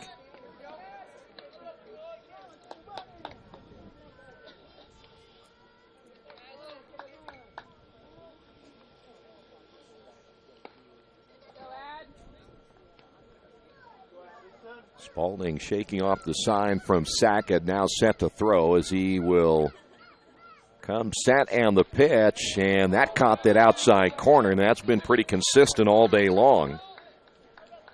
And Robertson behind at 1 ball, 2 strikes.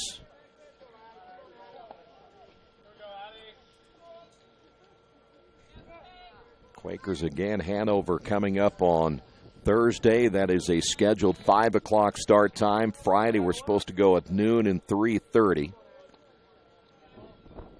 Final 3 games of the regular season coming up this week.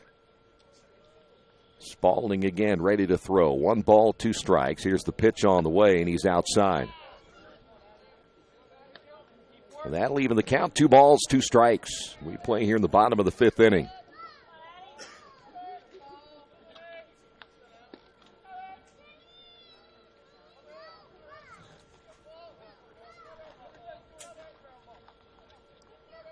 Spalding again, ready to throw. Here's the pitch, and it's hit foul. Good cut that time by Robertson.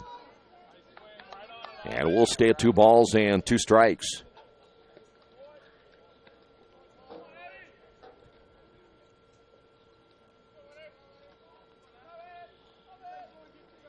Robertson could be another one that will jump into that 20 RBI mark if he can pick up a RBI in this one, as this one is hit toward the second baseman. Schaefer tried to ole that one. Barger will score. Quakers now have runners at first and second, and now lead this one 4-1. That'll bring up Cody Krumloff. That's at the catcher, number 5, Cody Krumloff. So Robertson drives in the run. Here's Krumloff. He's 1 for 2. Cody singled in the 4th inning. Earlham 2 runs in the inning as Spalding has time called again. Well, the Quakers have not been explosive here today, as they've basically just singled their way to the 4 runs. As Spalding ready to throw, and that pitch gets away from Sackett. That'll be another wild pitch. Second wild pitch of the inning now by Spalding. And the Quakers now have runners at second and third. And Cody ahead in the count of 1 ball and no strikes.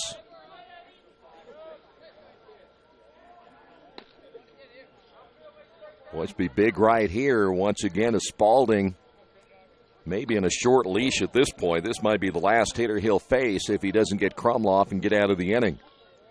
The right-hander is ready to go. As we mentioned, Malik Zuberi is down in the bullpen as that pitch is low and inside. 2 balls and no strikes. Malik, by the way, has some pretty big numbers as well, an 8.37 ERA. Quakers may love to have him come in. Here's the stretch again by Spalding. And the pitch on the way is a breaking ball hit back up the middle. That'll get through. Elkis will score. Robertson will score. And the Quakers now lead this one 6-1.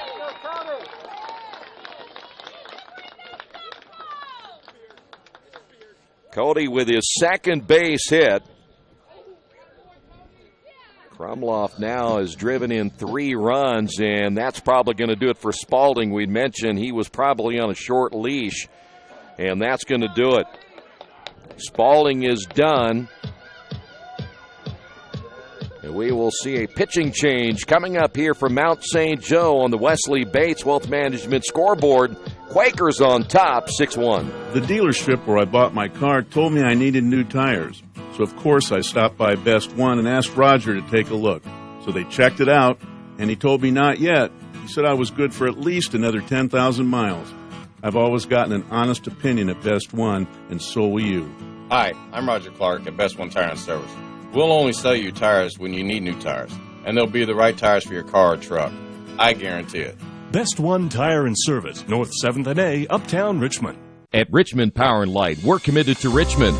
We've been a part of this community for over 114 years. We're not part of some big energy conglomerate, and we don't answer to out-of-town stockholders. Instead, we are accountable to you. And just like you, we want what's best for our hometown. That means you can count on us to provide reliable electricity at low rates. We are Richmond Power and Light, your hometown electric utility, building Richmond a better tomorrow.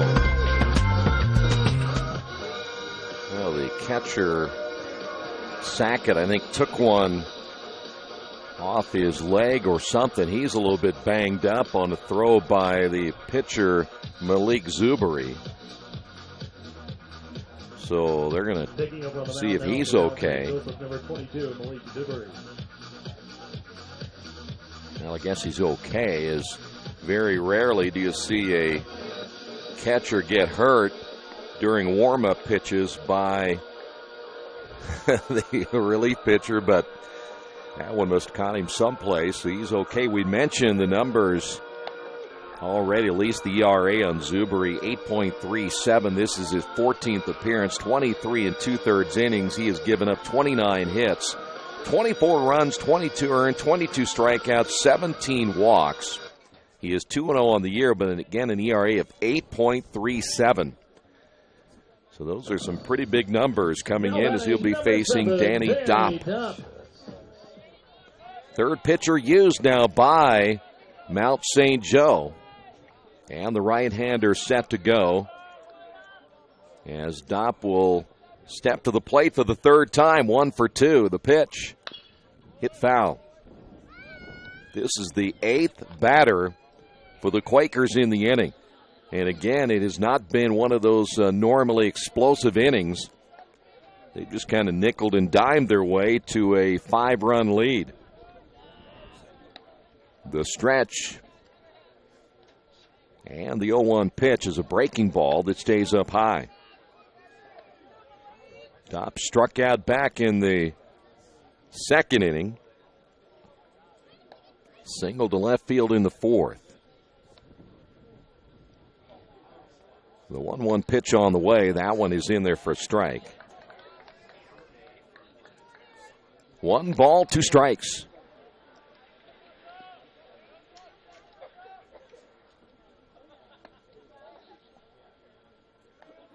Here's the stretch and the 1-2 pitch. That's low and inside.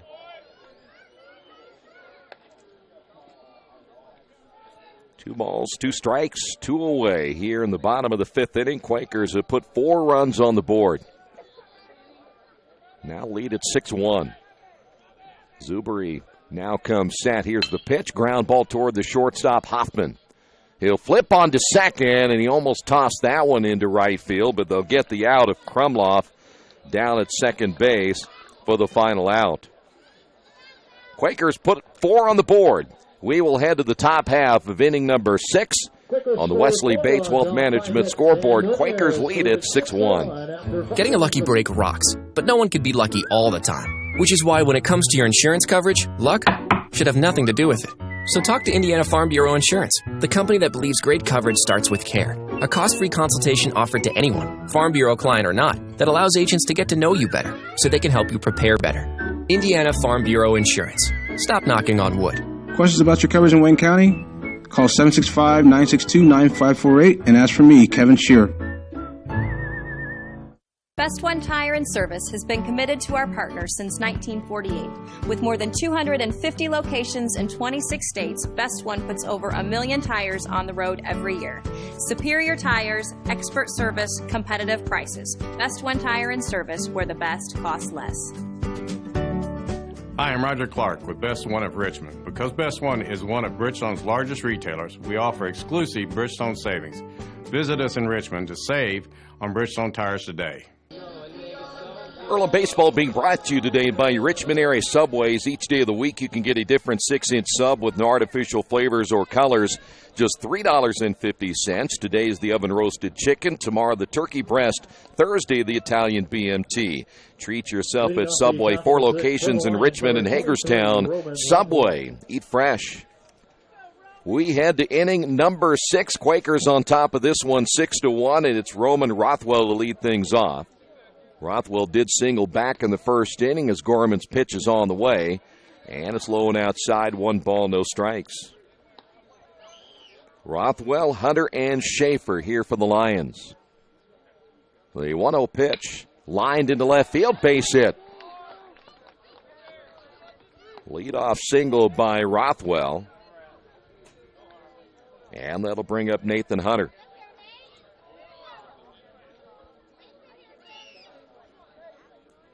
Hunter 0 for 2. He reached on the air on the shortstop Laird back in the third inning. Number 6, Nathan Hunter. Base hit number 4 now off of the right-hander Gorman. The pitch. Breaking ball in the inside corner. Wind continues to blow toward right field.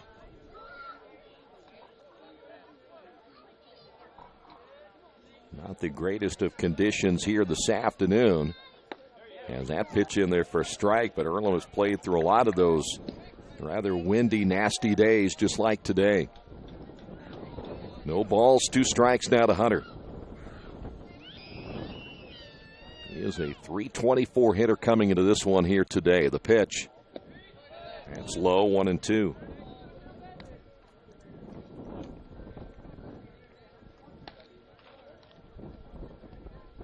Right-hander throwing now for Mount St. Joe again. This will be Jacob Gunnell, a senior out of Hamilton.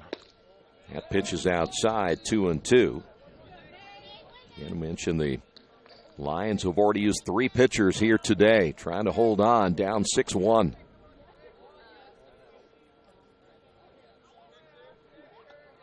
The stretch by Gorman in the pitch, and popped him up, and that'll go foul.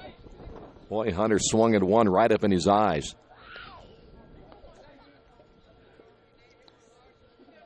Kyle Gorman trying to win another midweek game and keep that streak running.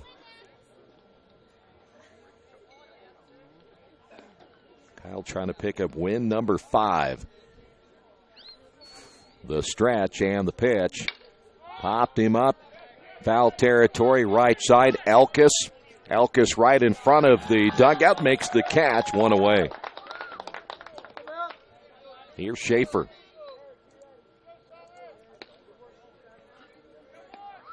Schaefer reached on an error in the second and a fielder's choice in the third. He's 0 for 2.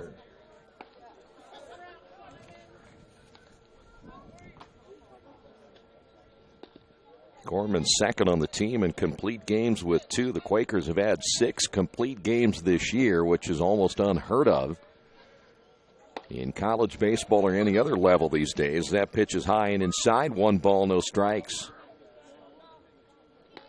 Howie Smith leading the Quakers with 4. Stretch once again by Gorman. Here's the pitch. High fly ball, shallow center field. Baker coming in. It's going to be Baker in right center who'll make the catch, and there's 2 away.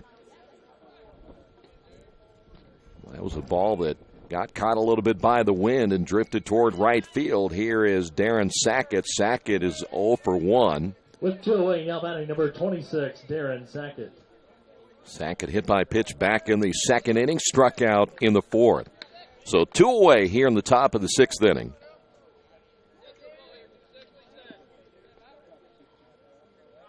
Rothwell still down at first base. He has a very short lead as this one is lined into right field, and Baker got a bad beat on it. Heading to third will be Rothwell, and a base hit by Sackett will put runners at first and third. Well, that was a line drive. I'm not sure that, again, Baker got a really good jump on it as Ryan McCauley will step to the plate. He's 0 for 2. Quakers have a right-hander throwing Ryan McCauley in their bullpen. It almost looked like maybe Kendall didn't even see the baseball coming off the bat that time of Darren Sackett. So now the Lions trying to get another run here in the 6th inning as that one's hit foul. McCauley lined out in the second, grounded out in the 4th.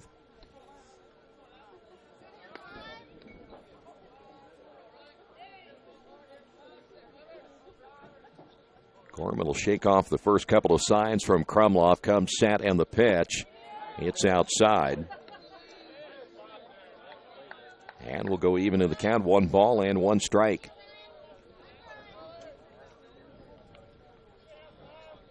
Rothwell down at third. Sackett again at first base. The stretch, the pitch. And it's low for a ball, 2-1.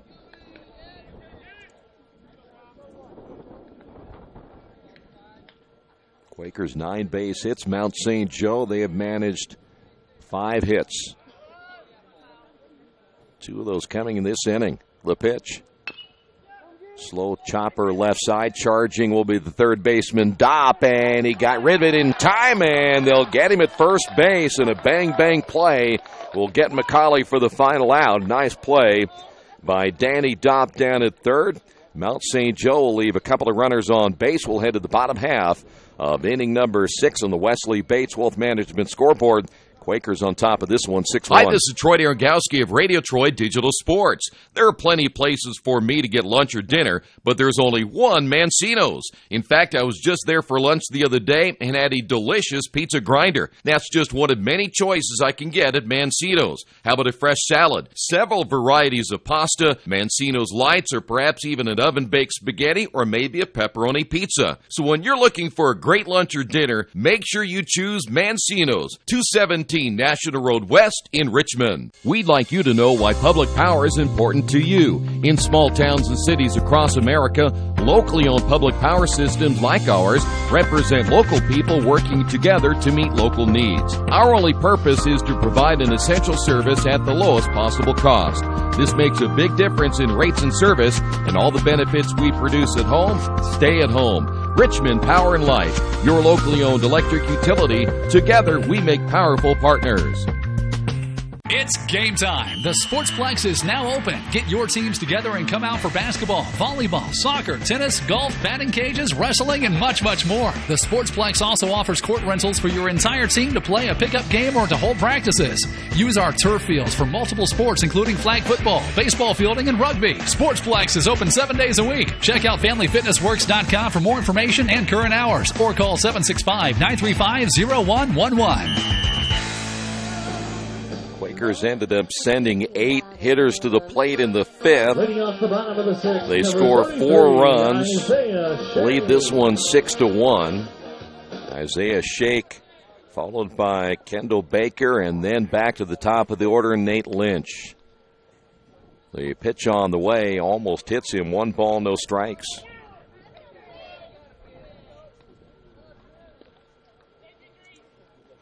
Zuberi coming in the 5th inning. 3rd pitcher used again by the Lions. The stretch by the right-hander, and the pitch almost hits him again, 2-0. Shake has struck out twice today. This is his first look at the right-hander for Mount St. Joe.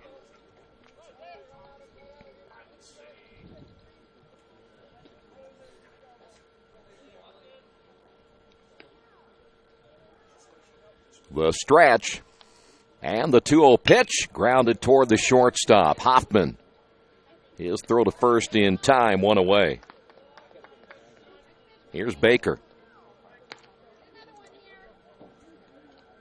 With 1 out. Kendall was hit by a pitch back in the 3rd inning. Singled and scored in the 5th inning.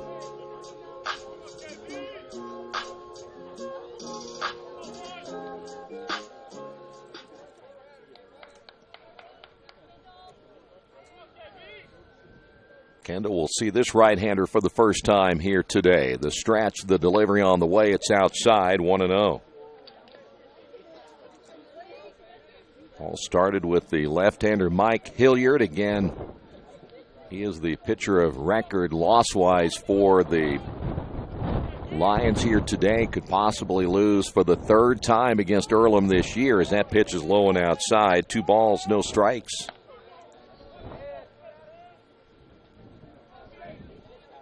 Quakers looking for their 9th straight HCAC midweek game. This would be a huge win again here today. Here's the 2-0 pitch, and it's in there for a strike.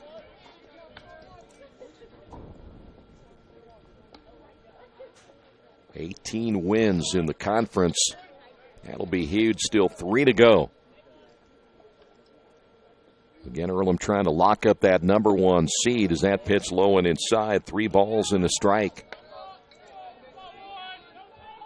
We've not heard of any other games so far, any scores from the other matchups. And one game, again, Anderson-Manchester moved to tomorrow. Here's your 3-1 pitch right down the middle for a strike. We'll go full count now to Baker.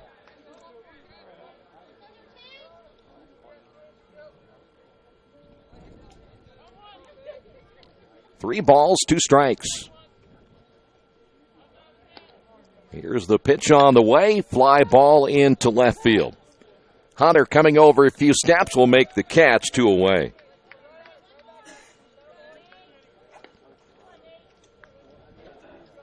Take that back, the 9th straight HCAC win, 13th straight midweek win, which makes that streak even more impressive. Here's Lynch. By the way, the Rose and Franklin game just underway about 4 minutes ago. So there is one game that just got underway. Lynch, a couple of at-bats here this afternoon. He'll take that pitch in there for a strike. Walked back in the first inning, scored a run after stealing a base. Grounded out in the 3rd and then singled in the 5th inning.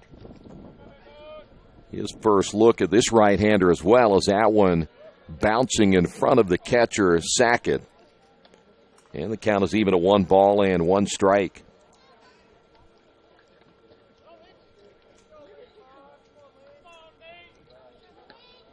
Lynch, by the way, tying the record in hits all time in that 5th inning. Can get another one and break it here this afternoon. The pitch. Low and outside, 2-1. He would surpass Jake Carr with 180 with his 181st base hit of his career here today. And what's more amazing about that is how much time he missed last year because of injuries. Grounded toward the second baseman, Schaefer. He'll charge and throw. And the Quakers go down in order here in the 6th inning.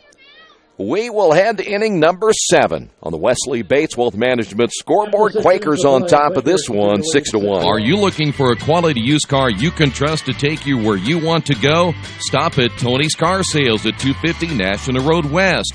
Tony's has a top-of-the-line selection of low-mileage, one-owner cars, trucks, vans, and SUVs, all handpicked by Mike and Adrian Parker. Tony's is family-owned with 3 generations and 60 years of experience. Check out their selection at Tony'sCarSales.com or at 250 National Road West. Tony's Car Sales, where honesty, quality, and price sell cars.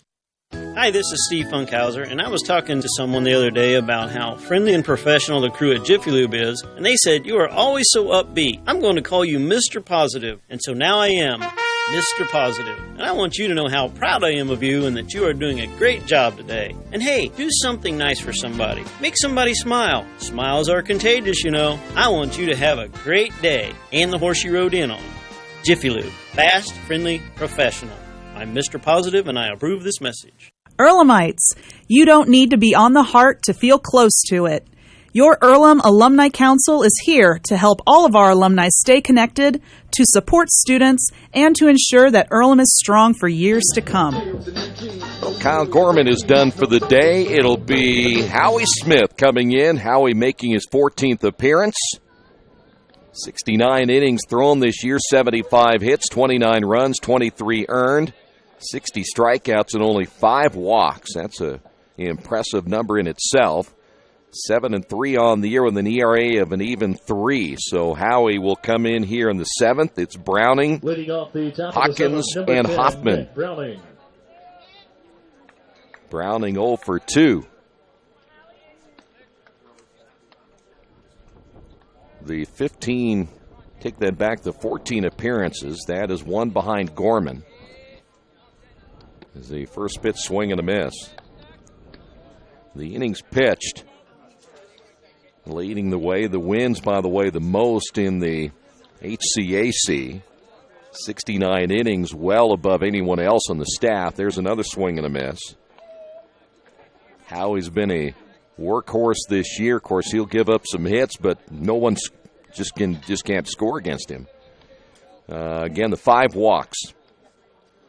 60 strikeouts, 5 walks. That's a pretty good ratio. Pitches up high, 1-2. Undoubtedly will be one of the HCAC first teamers, I would imagine, for the all-time wins leader in Earlham history as well. Here's your 1-2 pitch. Popped him up, foul. Browning will stand on 1 ball, 2 strikes.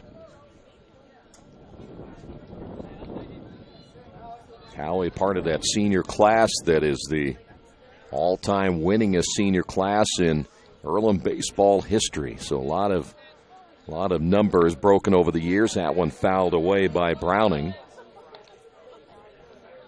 I believe there were 7 seniors on this team. We can hear that wind whipping up every once in a while as we see those clouds just keep moving in. Get a little bit of sunshine, the clouds keep coming back. Here's your wind and the 1-2 pitch. High fly ball, almost got a bird on the way out. Here's Lynch. He'll make the catch. There's one away. Here's Hawkins.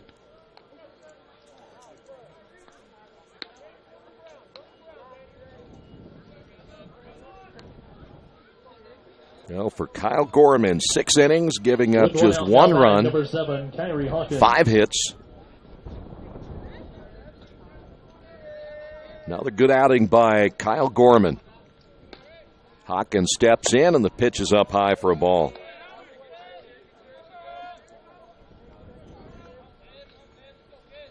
Walter Talcott, I believe, is also now throwing for the Quakers. May give him an inning or so if they can here tonight. 2 balls, no strikes now to Hawkins. There's a 1-1. 1 ball, 1 strike. Here's the wind and the pitch. Off the end of the bat, foul.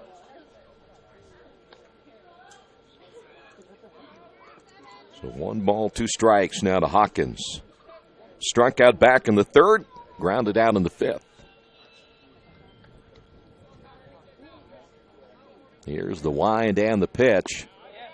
Just off the corner. That'll even the count. 2 balls and 2 strikes. The break-even pitch on the way. Fly ball, shallow left.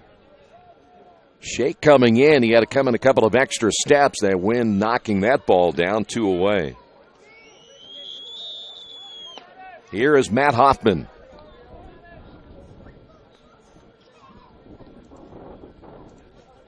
Hoffman tonight 1 for 3. Picked up a base hit back in the 3rd. With 2 away, now batting number 9, Matt Hoffman. And go back again, it would be the 9th straight conference win, the 13th straight midweek win in conference play for Earlham. Pitch is a strike. And now you start, if you're Mount St. Joe, you start counting how many outs do you have remaining. And you are down 6-1. Smith with the pitch just outside. 1 ball and 1 strike. It is Talcott that is throwing. And I think they want to get him as ready as they can for the upcoming tournament. Here's the 1-1 pitch.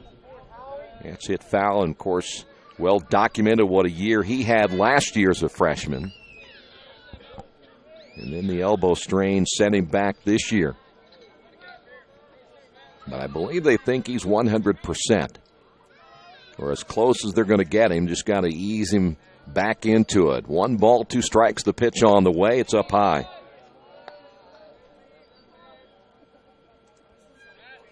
Two balls, 2 strikes to the leadoff hitter, Matt Hoffman. A .305 hitter coming in. Scored the game's only run back in the 3rd inning for Mount St. Joe. Here's the pitch on the way. Hit foul. Good cut by Hoffman.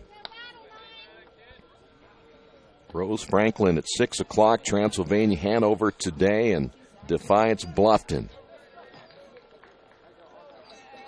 A lot can still happen the rest of the way, but really looking at about 5 teams now battling out for 4 spots.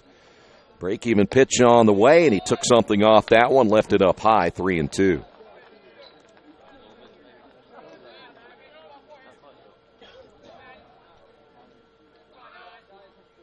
3 balls, 2 strikes. Now to Hoffman as he steps back in. The pitch by Howie is up high, and he walks him. 2-out walk as Hoffman will head on down to first. Here's Werner. Only the 6th walk the entire year given up by Howie Smith. Werner doubled back in the 3rd. He is 1 for 3. First look at Howie here this afternoon. The stretch and the pitch in there for a strike.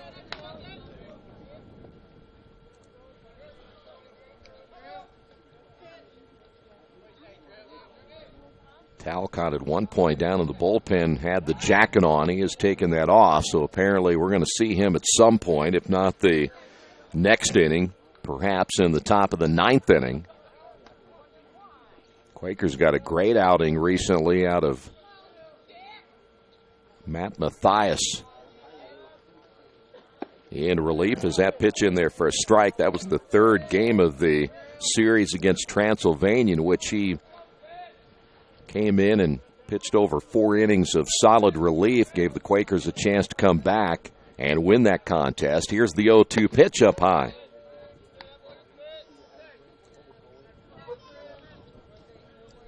Two away as we play here in the 7th. All Quakers so far leading at 6-1.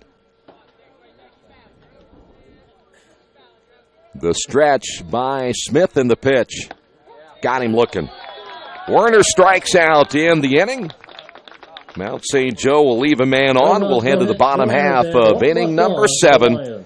On the Wesley Bates Wealth Management scoreboard, Quakers on top 6-1. It takes a lot of pieces working together to run a successful business in today's world. One big piece is your connectivity, powered by your internet. For local businesses in Richmond, you have options for who provides your internet. When deciding who to go with, you need to look at Parallax Systems, fiber optic packaging for your benefit. Speed, reliability, and local service, you get it all with Parallax Systems, a division of RP&L. Visit online at parallax.ws or call 962-3770. Hey Chuck, where you headed? Spinning's about to start. I'm heading to CrossFit. Isn't that for like the elite lifters or athletes only? No, at FFW CrossFit, all workouts can and will be scaled to any ability level to welcome everyone. Sounds great. I need to get out of the same old workout routine. I'm just not sure I can keep up. It seems pretty intense. No real lifting experience is needed. FFW CrossFit teaches you everything you need to know and move at your own pace in a positive, motivating environment. You know, I've always wanted to give it a try. I'll see you there. Learn more at ffwcrossfit.com. Earlham Baseball being brought to you this afternoon by Jason Wise of Better Homes and Gardens First Realty Group.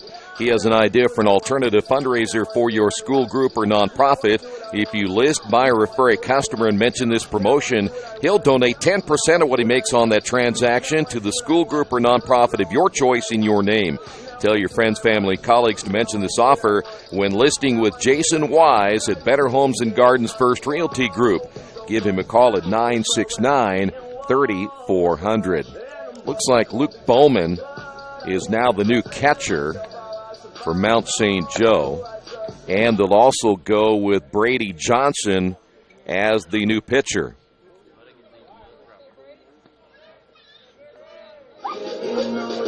Bowman is a junior out of Harrison, Ohio. Barger will lead things off here in the bottom of the 7th inning. By the way, Brady Johnson making his 10th appearance, 8 1/3 innings, 11 hits. He's given up 14 runs, 11 of those earned, 10 strikeouts and 11 walks, and the first pitch on the way is up high for a ball. Johnson, 1-0 on the year with a robust ERA of 11.88. And the right-hander set to throw, and his next pitch on the way. Hit to the left side. Diving third baseman Werner can't come up with it. And Barger will be safe at first base. That'll bring up Brandon Laird. Quakers now with their 10th base hit. Quakers all 3 games against Transylvania had 10-plus hits. They continue that here today. Here is Laird as Brennan will face Johnson for the first time, and the pitch is in there for a strike.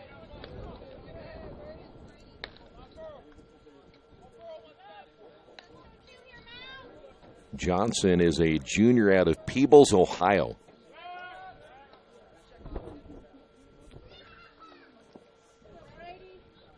Brannon drove in a run earlier with that sacrifice fly back in the 5th inning. The stretch by Johnson. And the delivery on the way, bouncing in front of Bowman. The runner will take off. The throw down to second, and he'll be safe. Shortstop Hoffman thought he laid on the tag, or was that the second baseman Schaefer? It was actually Schaefer. But that'll be a wild pitch. 1 ball and 1 strike now to Laird, and the Quakers have a runner at second base here in the bottom of the 7th inning. Brennan again with that RBI, 40 runs driven in. Pitch is high and inside. 2 balls and a strike. Laird picked up a base hit back in the 4th inning, a stolen base in that 4th inning, and then tried to steal third and was thrown out. 2 balls and a strike. Johnson comes set. He'll check the runner. Here's the pitch, and it's inside, 3-1.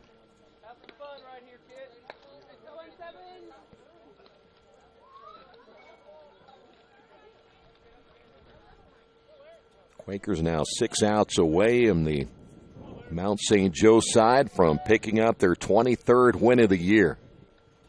Stretch once again by Johnson. Here's the pitch, and that one misses inside. So a walk given up now to Laird. Runners at first and second. Here's Elkis. And that number 19, Eric Elkis. Eric, a couple of base hits here today.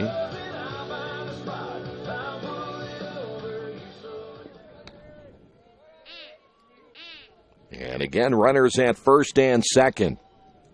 There's a right-hander now throwing again in the bullpen for the Lions. The pitch hit foul, and another good cut that time by Elkis. No balls and a strike.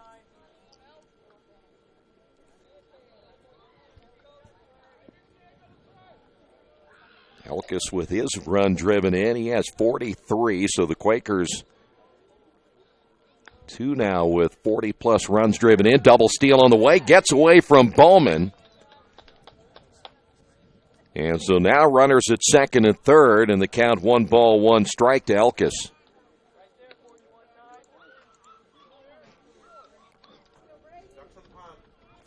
So now the Quakers have 2 more runners in scoring position here in the 7th as they try to add to a 6-1 lead.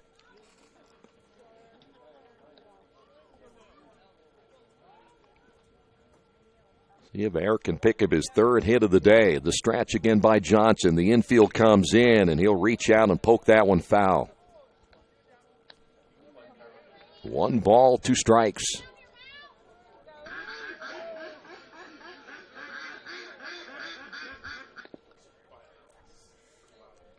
One ball and 2 strikes. The stretch again by Johnson. And the pitch on the way. Bouncing again is Bowman. Taking a beating here in the 7th by Johnson. And the count goes to 2 balls and 2 strikes.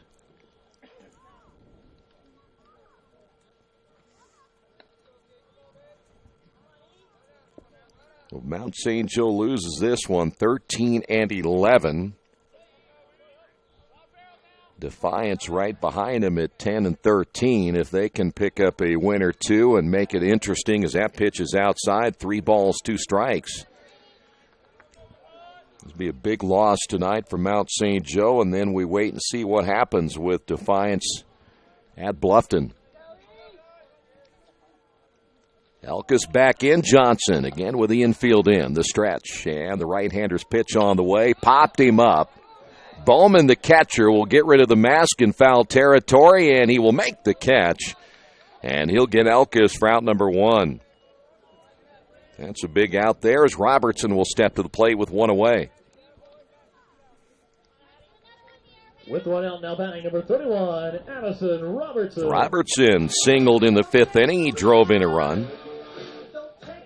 Robertson, 20 runs driven in. You look up and down that lineup, 8 out of the 9 with 20-plus RBI, and Kendall Baker with 17.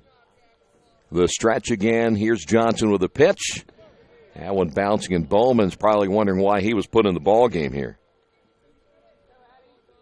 Johnson's worked him over already in the first several pitches here in the 7th inning. Barger at third, Laird at second.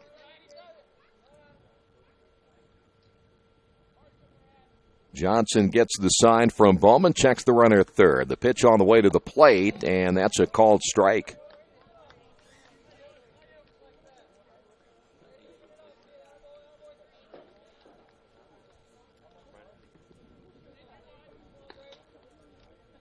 Base hit will probably score 2 right here. Of course, with the infield in, your percentages will go up on a ground ball. The 1-1 pitch on the way, hit foul. 1 ball, 2 strikes. Well, the offensive numbers, and I'm not sure if you look back over the last couple of years if the numbers are better, but I have a feeling the way that the numbers have been put up this year, it's hard to get a lineup 1 through 9 that has been as productive as this one. Pitches high and outside, 2 balls, 2 strikes. When you combine the stolen bases and all the runs driven in, not a huge power hitting team, but the Quakers can hit the long ball. They've gotten a lot of doubles and triples on the season. Here's the break-even pitch again. Back up the middle, almost took Johnson's head off. Barger will score, Laird will score, and the Quakers now lead this one 8-1. Robertson able to drive in 2 more runs. He now has 3. At bat, the catcher, number 5, Cody Krumloff. Here's Krumloff. Krumloff has driven in 3 on the day. Krumloff, 1 more, he'll have 30. So Johnson getting roughed up here in the 7th inning. The pitch, and he hits him. There is a right-hander, as we mentioned, throwing in the Mount St. Joe bullpen, and they may go.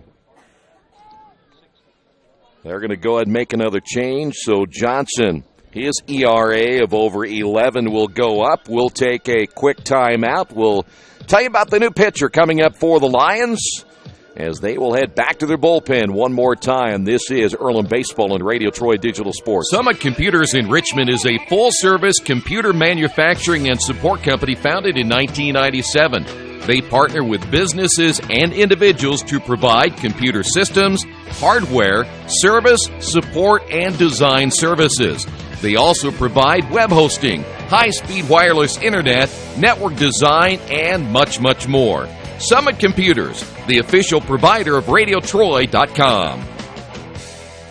Hello, my name is Kyle Schwarzkopf. I'm the manager of Kyle's National Road Auto and business in Richmond since 1979. We employ ASE certified technicians and we have over 80 years of experience. We work on all domestics and most European and Japanese cars. Give us a call at 966-1555. Kyle's National Road Auto Service. My name is Kyle Schwarzkopf and I approve this message.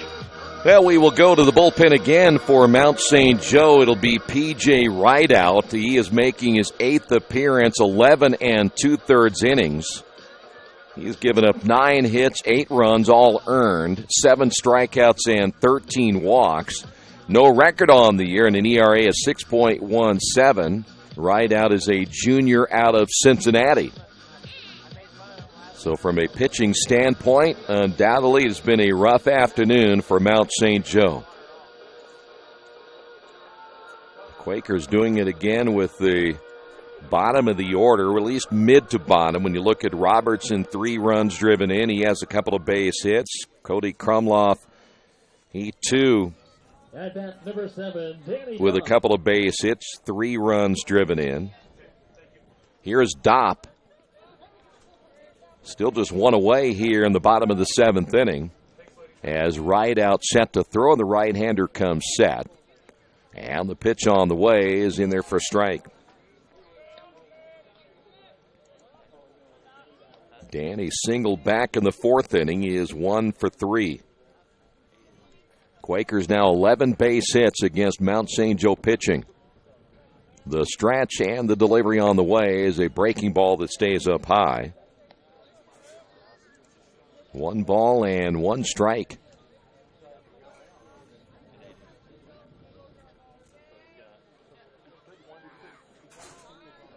There's another pitcher heading to the Mount St. Joe bullpen. Fly ball into right center field. Hawkins and Browning coming together. It'll be Hawkins will make the catch. And staying at second base will be Robertson. So 2 away. Here is Isaiah Shake. Number 33, Isaiah Shake. Isaiah 0 for 3 on the day.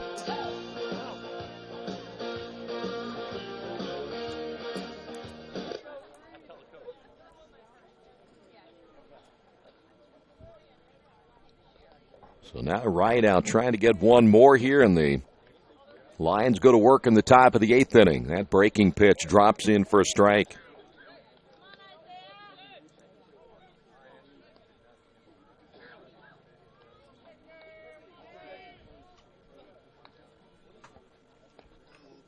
Robertson at second, Krumloff at first. Stretch again by right out. Here's the pitch. Runner at third will take off. This one's popped up. Bowman, the catcher, may have another chance in foul territory, makes the catch. And he got Elkis and he got Shake, and that'll do it for the Quakers here in the 7th inning. But Earlham picks up 2 more runs.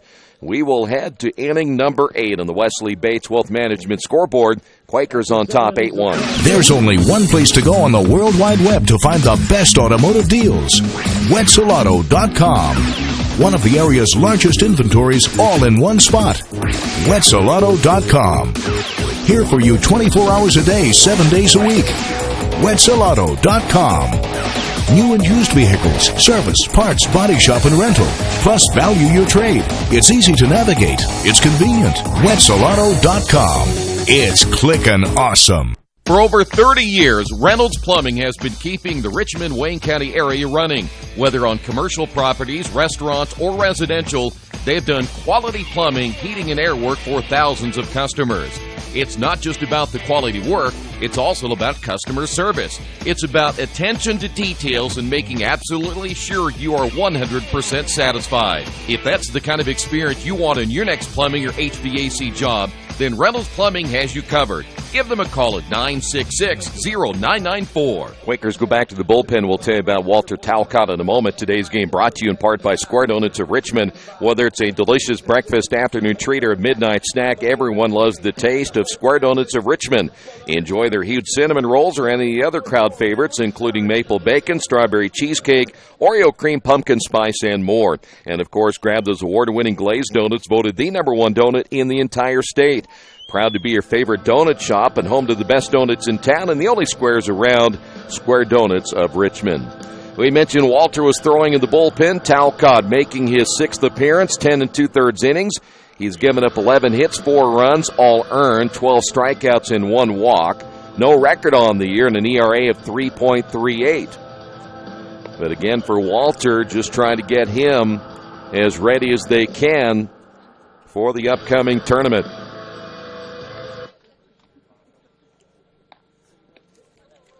Howie Smith throwing well in the 1 inning he threw. It'll be Rothwell, Hunter, and Schaefer. By the way, bottom of 2, Rose and Franklin no score. And bottom of the 7th, Hanover leading Transylvania 10-4. 2 scores from the HCAC. Don't forget you can check out all the Earlham sports news at GoEarlham.com. Here is the pitch by Talcott, and it's in there for a strike.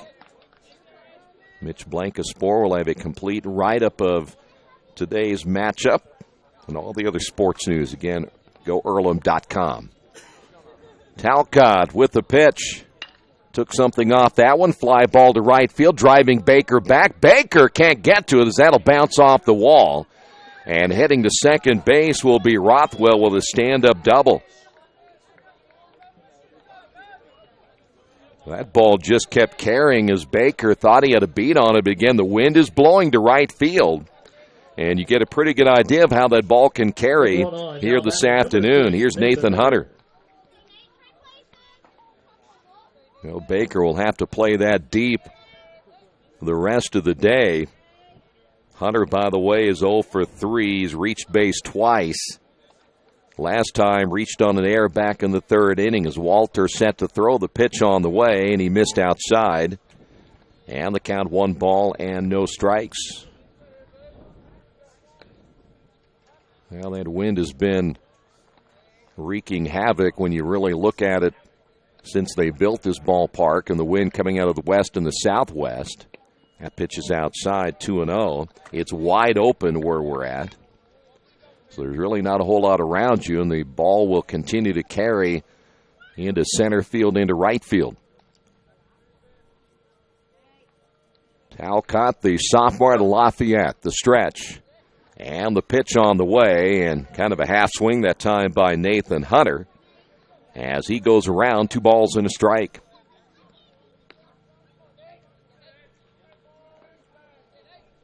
Top of inning number 8, Quakers lead at 8-1. Walter checks the runner, the pitch, low and outside.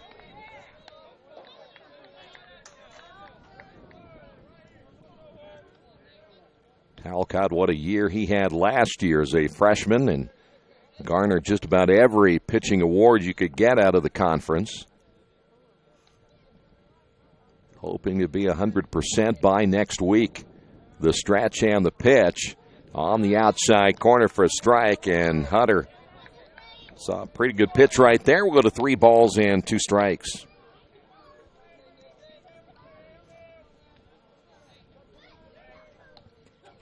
By the way, that Hanover-Transylvania game will have no bearing whatsoever in the playoff chase. There's another nice pitch, and Hunter caught looking. 1 away. That's a nice pitch that time by Talcott. Here is Simon Schaefer. Looks like we'll have a pinch hitter right here as Jake Dalton will pinch hit. So Dalton steps up. He's out of Monroe, Ohio.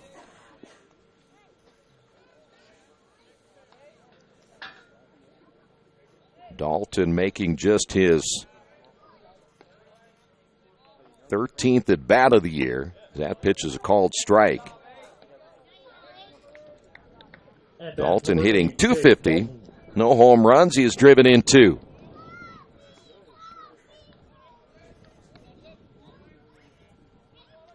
Of course, that Rose-Franklin matchup, a big one tonight.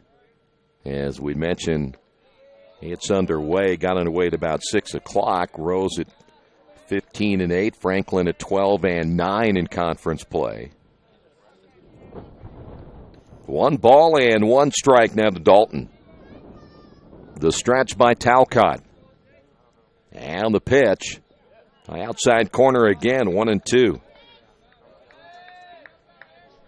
1 away as we play here in the 8th, and the Quakers now put the ball in the hands of Talcott. There is a right-hander, looks like that might be Spencer Owen, and it is for the Quakers. So they might give Walter just the 1 inning and got him looking too. So Dalton strikes out looking, 2 away. That'll bring up now Bowman, the catcher.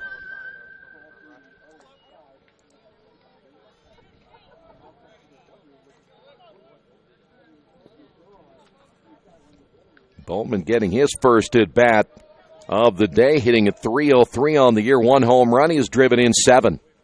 As Walter set to throw with 2 outs, and that pitch just outside. 1 ball, no strikes. At bat number 4, Luke Bowman.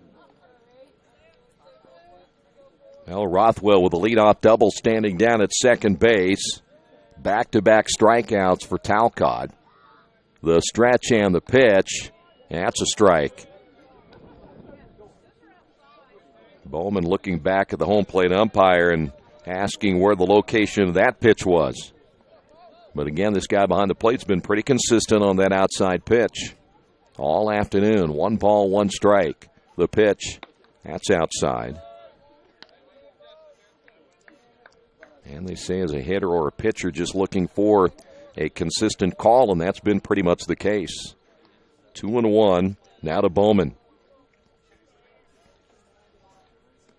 Mount St. Joe with just 6 hits off Earlham pitching here today. The stretch and the pitch, and that one's low. 3 balls and a strike.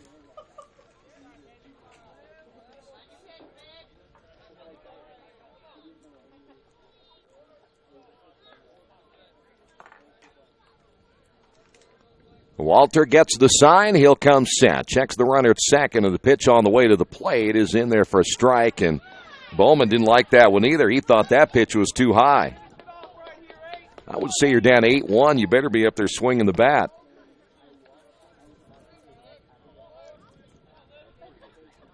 Three balls, 2 strikes. Now to Bowman. See if Walter can get 3 in a row right here. Here's the pitch on the way, and he got him looking. 3 straight caught looking for Mount St. Joe as Bowman strikes out, and that'll do it for the Lions in the 8th inning. On the Wesley Bates Wealth Management scoreboard, Quakers on top of this one, 8-1. Are new cabinets on your wish list? Visit the new Georgia Direct showroom and see the great variety of cabinets on display in a modern setting. Georgia Direct carries quality craft-made one cabinets, and the new showroom has plenty of styles and colors on display. In Richmond, craft-made one is only available at Georgia Direct, where the designers are always on hand to help create a custom kitchen for your home. Visit Georgia Direct's new showroom on 40 East, next to Red Lobster. You'll love what you see, and you'll love the savings at Georgia Direct. There is one thing for sure in my life. I know nothing about fixing cars. That's why I take my vehicles to Beach Automotive at 110 East Main in Richmond. Their experts have the knowledge to service and repair even the most challenging auto problems. So if you have an automotive question, they have the answers at Beach Automotive, 110 East Main in Richmond. Or give them a call at 765-966-8181 or visit their website, beach-auto.com. Maybe you haven't heard, but there's a place in Richmond's Depot District that's better than being home. Little Sheba's is a lot like the bar in that 80s TV show Cheers. You know, where everybody knows your name. Come on down after the game on Fridays and join us for pizza. We're here till 11. Or grab some of your friends and try out a game of live trivia Thursday nights at 6:30. If you love live music, Little Sheba's features some of the very best every weekend. Where else are you going to find this kind of variety, along with some of the best food and friends in town? Little Sheba's in Richmond's Depot District. It really is better than being home. Into the bottom half of inning number 8. Was just informed by Sports Information Director Mitch Blancaspor that if the Quakers go on to win this one, they'll be 10-1 against Mount St. Joe in the last 3 seasons. Kendall Baker will lead things off. By the way, Dalton takes over at second base for Mount St. Joe as that pitch is up high, 1 ball and no strikes. Baker singled back in the 5th inning. Right out back in. The right-hander's pitch is way outside. 2 balls, no strikes. We'll probably see Spencer Owen for the Quakers in the 9th inning. He is throwing in the Earlham bullpen.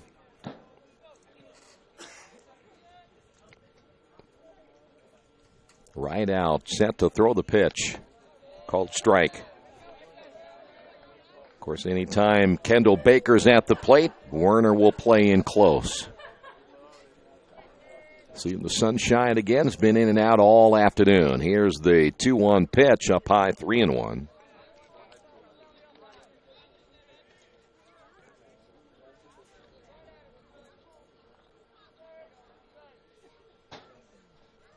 Right out, set to throw again. Here's your 3-1 pitch, and it's slap foul. 3 balls and 2 strikes.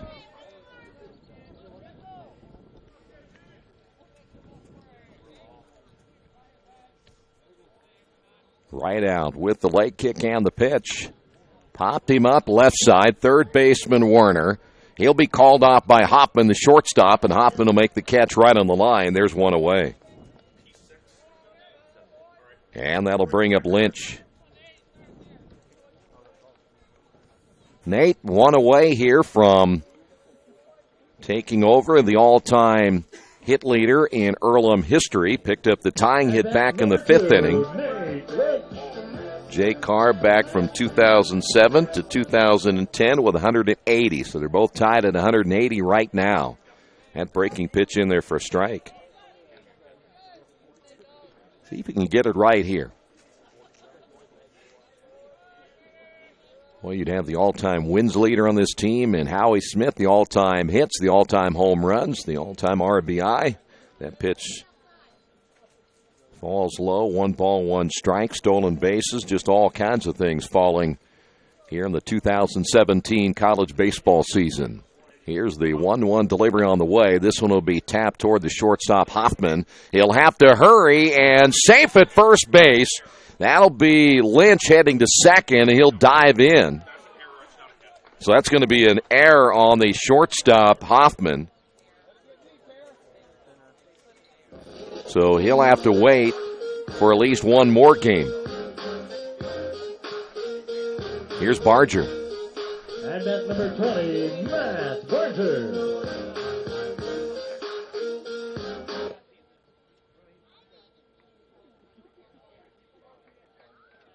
Barger today, a single. He scored a couple of runs. So now right out, set to throw, and he opens up with a strike against Barger. One away as we play here in the bottom of the 8th inning. Earlham on top 8-1, and this one has been in no doubt since that 5th inning when the Quakers plated 4 runs. The stretch and the pitch. There's a 12-6 curveball again. No balls and 2 strikes.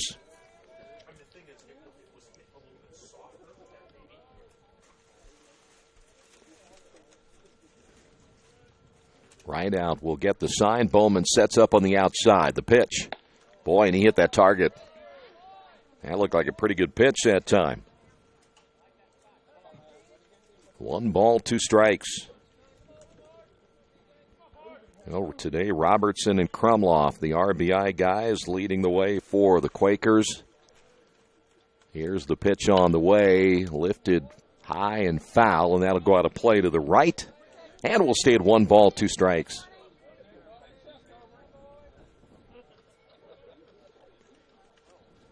We have had 4 errors today, and all the errors have come on Hoffman and Laird. Both shortstops having a rough afternoon. The pitch, runner takes off, and no throw. So Lynch is going to get himself a stolen base. 2 balls and 2 strikes. As Barger a chance to drive in another run right here. The stretch by right out. And the pitch fouled away. Good cut by Barger. So now 43 stolen bases by Nate Lynch. Top 2 in the country? Has anybody ever stolen 50 bases for Earlham? No. That pitch riding inside, 3-2. So Lynch is second in the country in stolen bases. He's going to get 50. No doubt about that. That's going to be a hard record to break. 3 balls, 2 strikes. Right out. Comes set. Here's the pitch. And he missed outside, so Barger will walk, and that'll bring up Brandon Laird. At bat number 17, Brandon Laird. Brandon got a base hit earlier today, back in the 4th inning. He's also scored a run and driven in a run.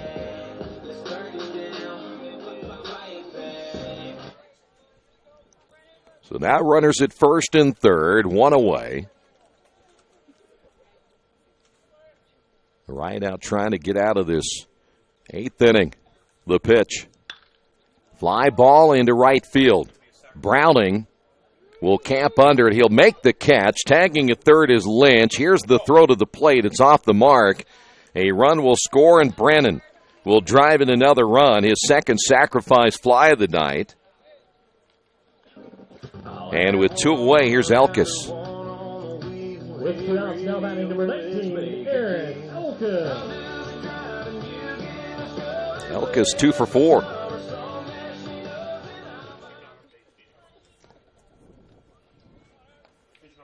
Eric has an RBI as well, and he'll take off at first base. Barger without a throw. And the Quakers continue to run here late in the ball game. Well, I'll tell you what, Rideout didn't do a very good job of holding Barger on that time. So now Elkis with a runner in scoring position. Rideout with the pitch. Back up the middle, and Rideout able to knock it down, and he will throw to first and throws it wide. Barger will score. Laird will take that back as Elkis on to second base, and that'll be an error. Yeah, it's a tough error, but nonetheless, Quakers now lead it 10-1. Well, Rideout did a great job just defending himself to get that baseball, and then throws it away at first base. Here is Robertson. And bat number 31, Addison Robertson. It is now 10-1. Robertson has driven in 3 today. The stretch and the pitch, and it's up high, ball 1.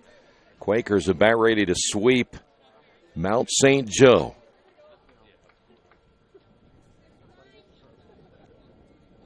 And again, the Quakers looking for their 14th. Well, if they win today, it'll be their 13th midweek conference win as that ball gets away from the catcher. On to third now will be Elkis. 2 balls, no strikes now to Robertson.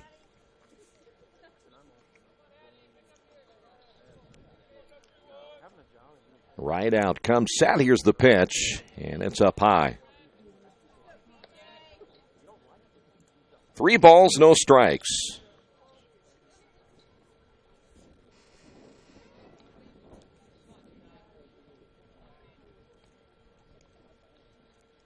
And when it's low, that'll be ball 4, so another walk in the inning. And the Quakers now runners at first and third, and Cody Krumloff will step to the plate. At bat number 5, Cody Krumloff. Steve Sakositz coming in to talk with the home plate umpire. Let's see if they'll make a change down at first base for Robertson. Alec Bryan.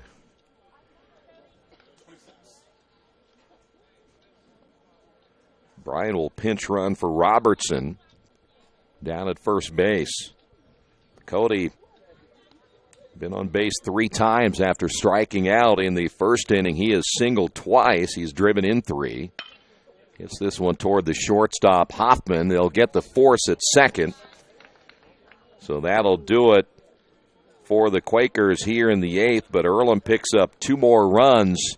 We will head to the top half of inning number 9 on the Wesley Bates Wealth Management scoreboard. Quakers lead it 10-1. The dealership where I bought my car told me I needed new tires.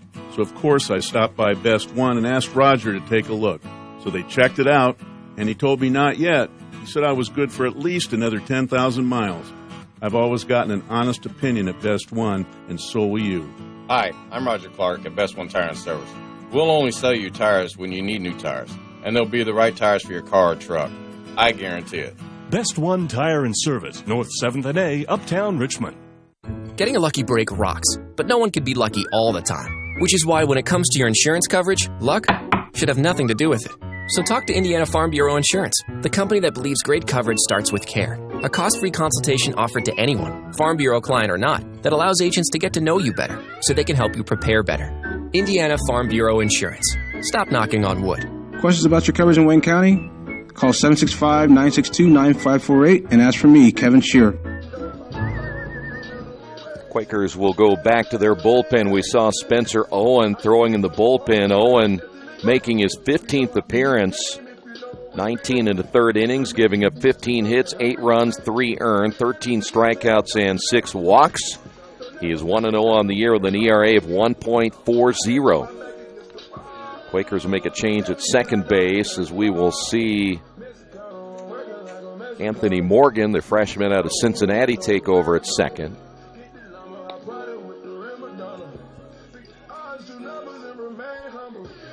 So Mount St. Joe down to their final 3 outs. Quakers taking the mystery out of this one very early.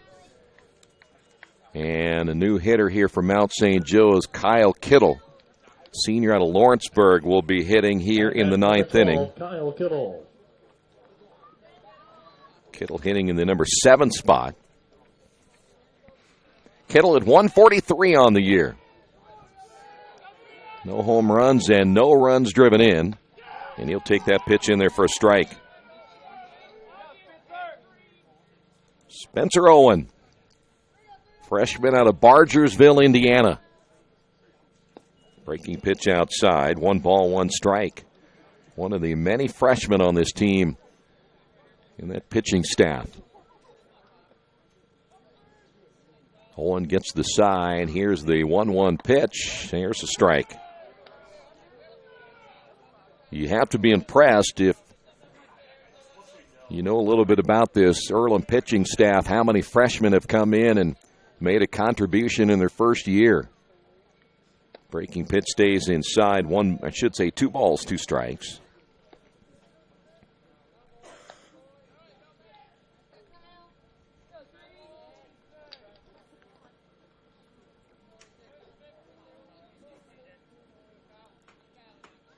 Owen gets the sign again from Krumloff. Here's the pitch, and got him looking. That, by the way, is 4 straight strikeouts by Earlham pitching, all looking. This will bring up now Ryan Poley. Poley's a freshman out of Cincinnati.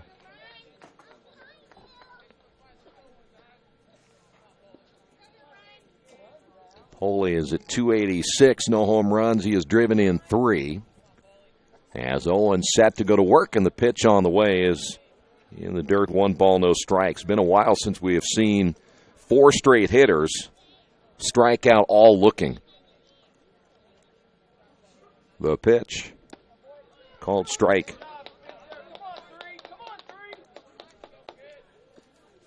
Spencer, not a big guy, kind of reminds you a little bit of Walter Talcott. Not very tall, but boy, they throw strikes. Here's another one, but that's just a little bit low, 2-1.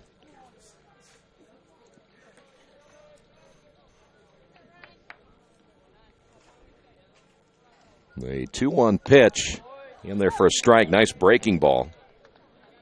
And that'll even things up. 2 balls and 2 strikes. Now the break-even pitch by Owen. Oh, that one almost got him back up the middle for a base hit. So Paulie gets on with a single here in the top of the 9th inning. And we'll have another hitter, as this will be Jose Bustamante. So Bustamante will hit here in the 9th inning.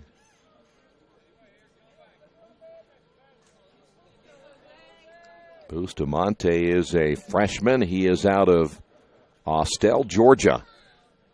The pitch by Owen is a strike. By the way, Bustamante, 235 on the year, no home runs. He has driven in 2. The stretch by Owen. And the pitch is low. 1 ball and 1 strike.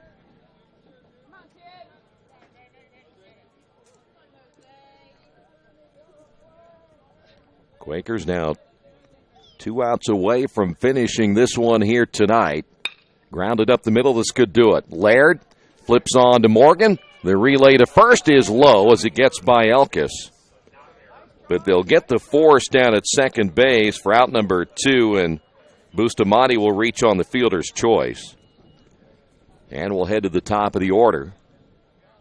And here is Garrett Hogan. So Hogan will pinch hit in the ninth inning. Hogan is a freshman out of Hamilton, Ohio.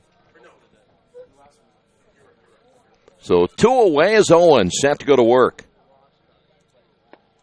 That pitch in there for a strike. With 2 outs, now batting number 15, Garrett Hogan.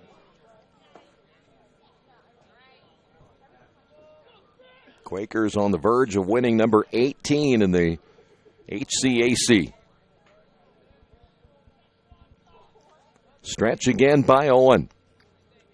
And the pitch is outside. 1 ball and 1 strike.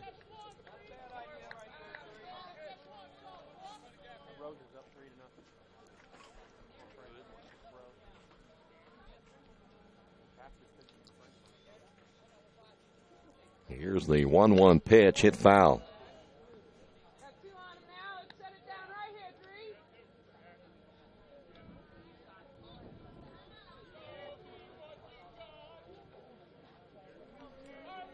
So now the Quakers just 1 strike away from finishing this one here tonight.